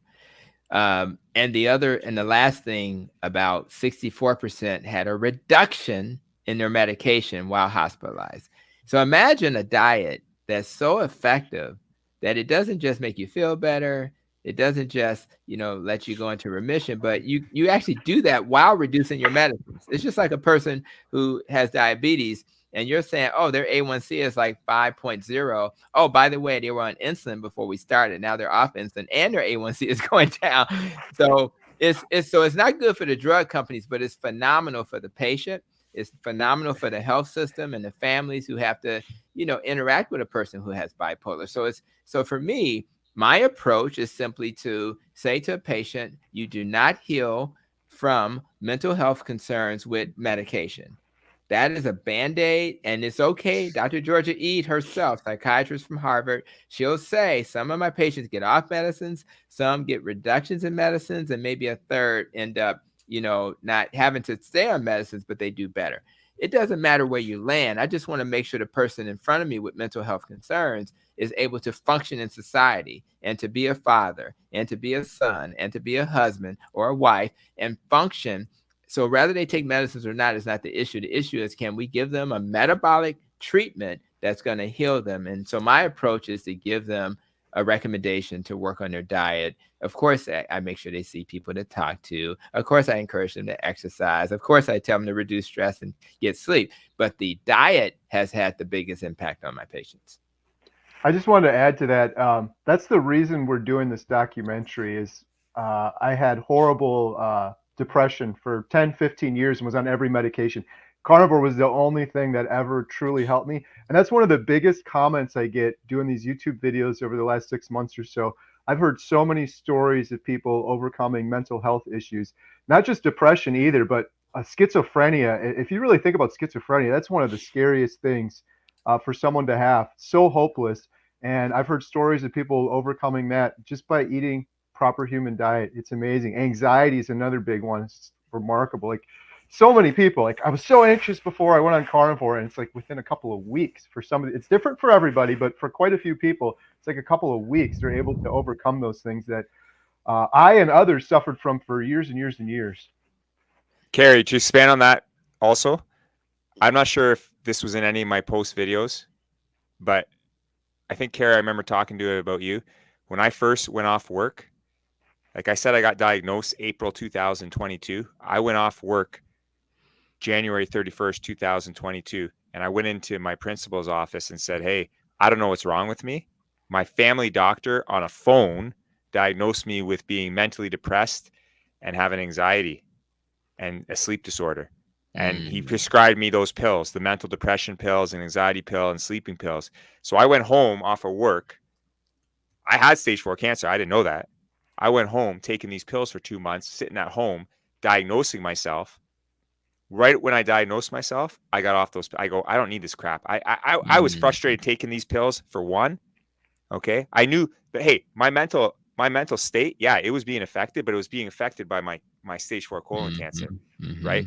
I got rid of those pills. And the doctor, my family doctor said, oh, just wean off those pills. I didn't even wean off them. I just stopped taking them.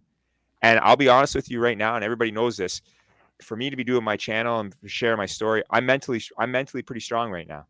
Like I feel like my mental clarity is the best it's ever been. And actually, like 21 years of teaching, I'm pretty focused and I'm clear. And I contribute it to my lifestyle changes, right? My diet for one.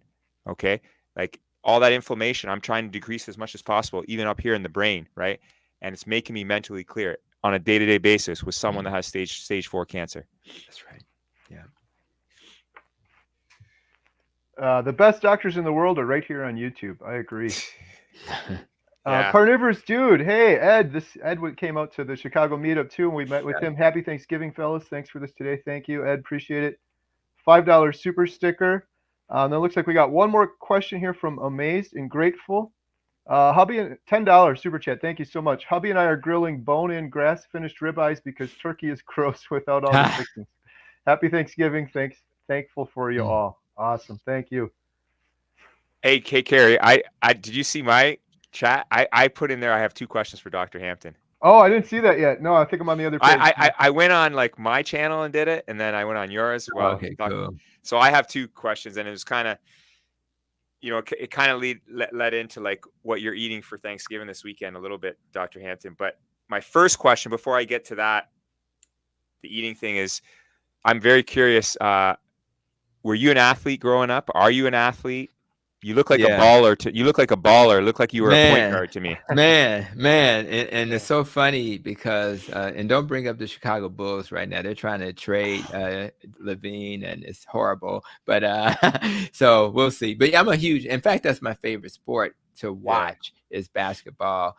I just had this conversation with my wife yesterday, and it was this ideal of why not basketball? And I grew up on the west side of Chicago, arguably, you know, some would say a tough neighborhood. And what I found is that the kids that were in trouble more were on the basketball court, and I was blessed to grow up across the street from a tennis court. So I literally walked outside my apartment and there was a tennis court. So I became a really good tennis player. I played for Lane Tech High School, which is one of the high schools in Chicago. I played for my Park District, played a little bit for my Xavier, my college. And so tennis was my sport. So I definitely was an athlete. I definitely played some baseball as well. But tennis was a sport that kind of kept me. So I'm a huge fan of sports. There's three things I know. I know the medical stuff, I know sports, and I know a little bit about politics, but I can't talk about politics on. No, we can't. Don't want to go there. But No. those are the three things that kind of entertain me when I'm kind of not being a doctor. I just kind of listen to politics and sports stuff and have fun there. So thanks. That's awesome. That's awesome because I feel like I have a lot in common with you. As an athlete, Absolutely. and you know, and I asked this question because I'm going to lead into my next question, but because I coach and I teach and I deal with youth all the time, I think I would love to do, and maybe you keep doing your research, I would love to do another podcast with you where we can delve into carnivore for athletes, for young athletes, right? Because I'm working with these kids all the time, and Dwight and I are coaching them, and we don't push anything on it. And talk about choices. You know, you want to give your kids choices and stuff. And that's why I was gonna say the same thing is, and I do the same thing with my sons. My two sons are choosing to be carnivore, animal-based, ketovore a little bit. They're doing it because they want, like, I get it. They're watching their dad go through what they go through, but they're choosing the right choices. And my sons are performing on a day-to-day basis, not only on the soccer pitch, the basketball courts, in school, they're performing. So my question to you is: you mentioned you have sons. You have kids yourself. I have two sons. Yep. 2 sons. So we're very similar. We got 2 sons. Are they a bit old? Like, how old are your sons? They're 24 and 26. Oh, that's pretty awesome. So 2 years apart. My sons are 2 years apart, 15 and 13. Wow. And that's something we could talk about on a later podcast about, you know, the influence that maybe you and I have on our sons and the influence you and I have on athletes, especially the athletes that I'm working with. Because you say it, like it's the babies, it's these kids. This is why we're doing this healing humanity, right, Kerry? That's right. That's the main thing, right? Because we've gone through this horrible world where we're living in this world where, you know, our lifestyle is horrible, right? And it's causing all these cancers for people like me that are young, and that 35-year-old I met yesterday. But let's try to fix these kids. Let's try. And Dwight, I say to Dwight all the time, I go, Dwight, because he always wants to help people. And I say to him, hey, maybe some of these kids don't need to be fixed. He goes, no, they all need to be fixed. They really do. Yeah. And we're blind to it, and we're covering it up, and we're putting Band-Aids on things. They all need to be fixed. And it's going to help with educating the world and parents as well, right? On what they can do to encourage their kids to live a healthy lifestyle. Yeah, the benefits are beyond like what you would think, right? Because my kids, when they started eating more of an animal-based diet, their grades shot through the roof. They just went straight up. When they had mental clarity, they were able to focus, and they ended up doing this towards not during the high school years where they played for a school, Providence St. Mel's, they were on a basketball team. But man, if I had really hit this hard when they were younger, I think they would have had the benefits, because when you're on an animal-based diet, you get those essential nutrients, though, that essential amino acid that helps you not only build muscle, but to repair and heal. And so what happened, what happened when they went back to school, they both went up literally, a whole point. So a 3.0 became a 4.0, a 2.5 became a 3.5. But the same thing would happen on the athletic field. And if you want a kid to stand out from their peers and do something that's cheap, easy, you give them that essential amino acid that you find in animal foods, and it would do wonders. So I think us messaging that to our kids, and kids are very astute, and they tend to hear the chatter, particularly in this setting, because that's where they live. And guess what the messaging is, especially when you think about the covering of the mouth that we saw from Dr. Eric Berg saying they're trying to censor me. And Yes. now we're going to use the World Health Organization to recommend diets, and that's going to be grains and low fat and all of that nonsense. That's going to be harmful to our babies. So we have to counter that narrative by putting content out here, like the documentary, that's going to say to them, it's okay to eat this way. Saturated fat's not going to cause heart disease. It's not going to cause cancer to eat meat. And then they'll have the foundational food to be healthy. So yeah, I think that's a good idea. And Yeah, we'll do it. Let's do it. let's do it. No, absolutely. And I'm just gonna just expanding on what you just said, but I don't want to talk about it too much longer because I think we could have a whole episode on this. I know. It's that plate that we're putting in front of our kids. Like parents could say, "Oh, my kid eats a lot of meat," but then you look at their plate and it's the plate's got one little small portion of meat. Then it's got potatoes, rice, whatever, veggies, and there's huge right. portions of all those things. So for them to say, hey, my kid eats a lot of meat, yeah, but then they're ruining all that. They're ruining the meat part by all the other things in big proportions, right? That's right. And sorry, I'm sorry to mock. I love Thanksgiving, and I love Thanksgiving for all the reasons you guys love it, right? For the family, for the faith-based connection, for the spirituality, Absolutely. for everything. But the one thing I don't like about Thanksgiving, and I used to brag about this as a health teacher, I used to show my plate on how colorful it was and filled up with all these. Like Thanksgiving does that, right? Kerry says it. It's for those sugar addicted drunks, right? And yeah, we got a turkey, but why not just eat majority of the turkey instead of putting all that the stuffing and the cranberry sauce and all that stuff on there, which that stuff gets eaten more than the turkey, to be honest with you. And that's what ends up being a little bit disturbing when we learn about what we're learning about. And let me say this, Kerry, before I know we're going to wrap up. Listen, if you have the ham that's not covered in honey and you have the turkey, and if you're not carnivore and you're a keto, you have greens, and you don't have cornbread next to the greens, and you have some string beans or cabbage and all these other non-starchy vegetables.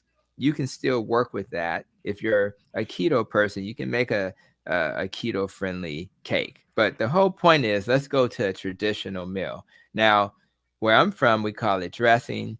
So other people call it stuffing, but that's going to be 40 carbs. So now we're at 40, right?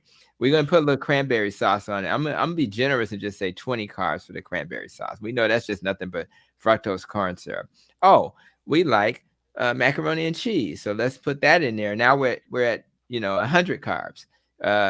And some people like spaghetti. Maybe they're doing that. Now we're not even going to add that because maybe they do that, or they do the mac and cheese or the spaghetti. Oh, we're going to have some bread. So that's going to be another 30 carbs right there. Oh, we got to have a little potato salad. I mean, come on, it's Thanksgiving. That's another 40. I mean, I'm just looking at, 170 carbs with the first plate. I'm not talking about the pumpkin pie or sweet potato pie. I'm not talking about a lot of our friends and family drink sugary drinks. So you could anticipate that the average person on Thanksgiving, one plate, and we celebrate 2 plates on Thanksgiving, right? That's the tradition. I'm going to get one, leave a room for later. You easily be at anywhere from 200 to 300 carbs per plate. And if a person if I have a family member that has diabetes, and you divide that 200 by 4, that's 50 teaspoons of sugar. That's how you convert the carbs to sugar. Would it be loving them well to do that? Would that make sense to you to give them something? And then what happens in my world, they end up in my ER. They end up at my clinic a day or two after the holidays because they felt obligated, or their family didn't know the things that we're teaching. So we have to do better. And there are plenty of alternatives that can help people eat in a way that resembles what they're used to. You just have to learn how to make those sides carnivore friendly. Maria Emmerich has a cookbook that's carnivore. They have the ketogenic woman, who we both are loving and feel, and you can find ways to work around these poison foods. Flour is not food. That's what your pasta is. It's flour. If you're lucky, they put egg in there, but it's just flour. That's not food, and your body deserves better. So thanks, Jeff, for emphasizing that and asking that question as well. Yeah, great stuff. Man, I wish we could go on, but I know we got to wrap things up now. Got the holiday. So I can't thank you guys enough. Jeff's channel is Blessings on My Journey. This was a blessing today for sure. Dr. Tony Hampton, I got links to both of their channels in the description below. I'm going to update too. So we're trying to get 1 million signatures on the Cancer Action Plan, but this was like, I can't thank you enough, Dr. Hampton. This was like a master class. Seriously, this is I really think this is going to help a lot of people. I'm going to put this front and center on our Cancer Action Plan so people can watch this video. And then I'm going to link to the video you did with Martha and Paul Merrick and FLCCC. I'm going to put that on there as well. So thank you guys so much. I think even creating, sorry to add on there, because the educational piece that Dr. Hampton delivered to us today was like the best science class ever for me, the best. But he also, all the resources, all the books that you can buy, and all the even the recipe books, like the ketogenic woman. Like, I think that resource list we can keep adding to that too. So thank you very much, Dr. Hampton. No problem, guys. Absolutely. All right. Well, I think we'll end it there. Thank you both so much. I really appreciate it. And check out these guys' channel before you leave. Check them out. Subscribe to both of them. Doing wonderful work, inspiring people and changing lives for sure. So thank you guys, and thank you everyone for watching. Appreciate all the questions. Have a happy Thanksgiving. Happy Thanksgiving. Yeah. Take care, guys. See ya.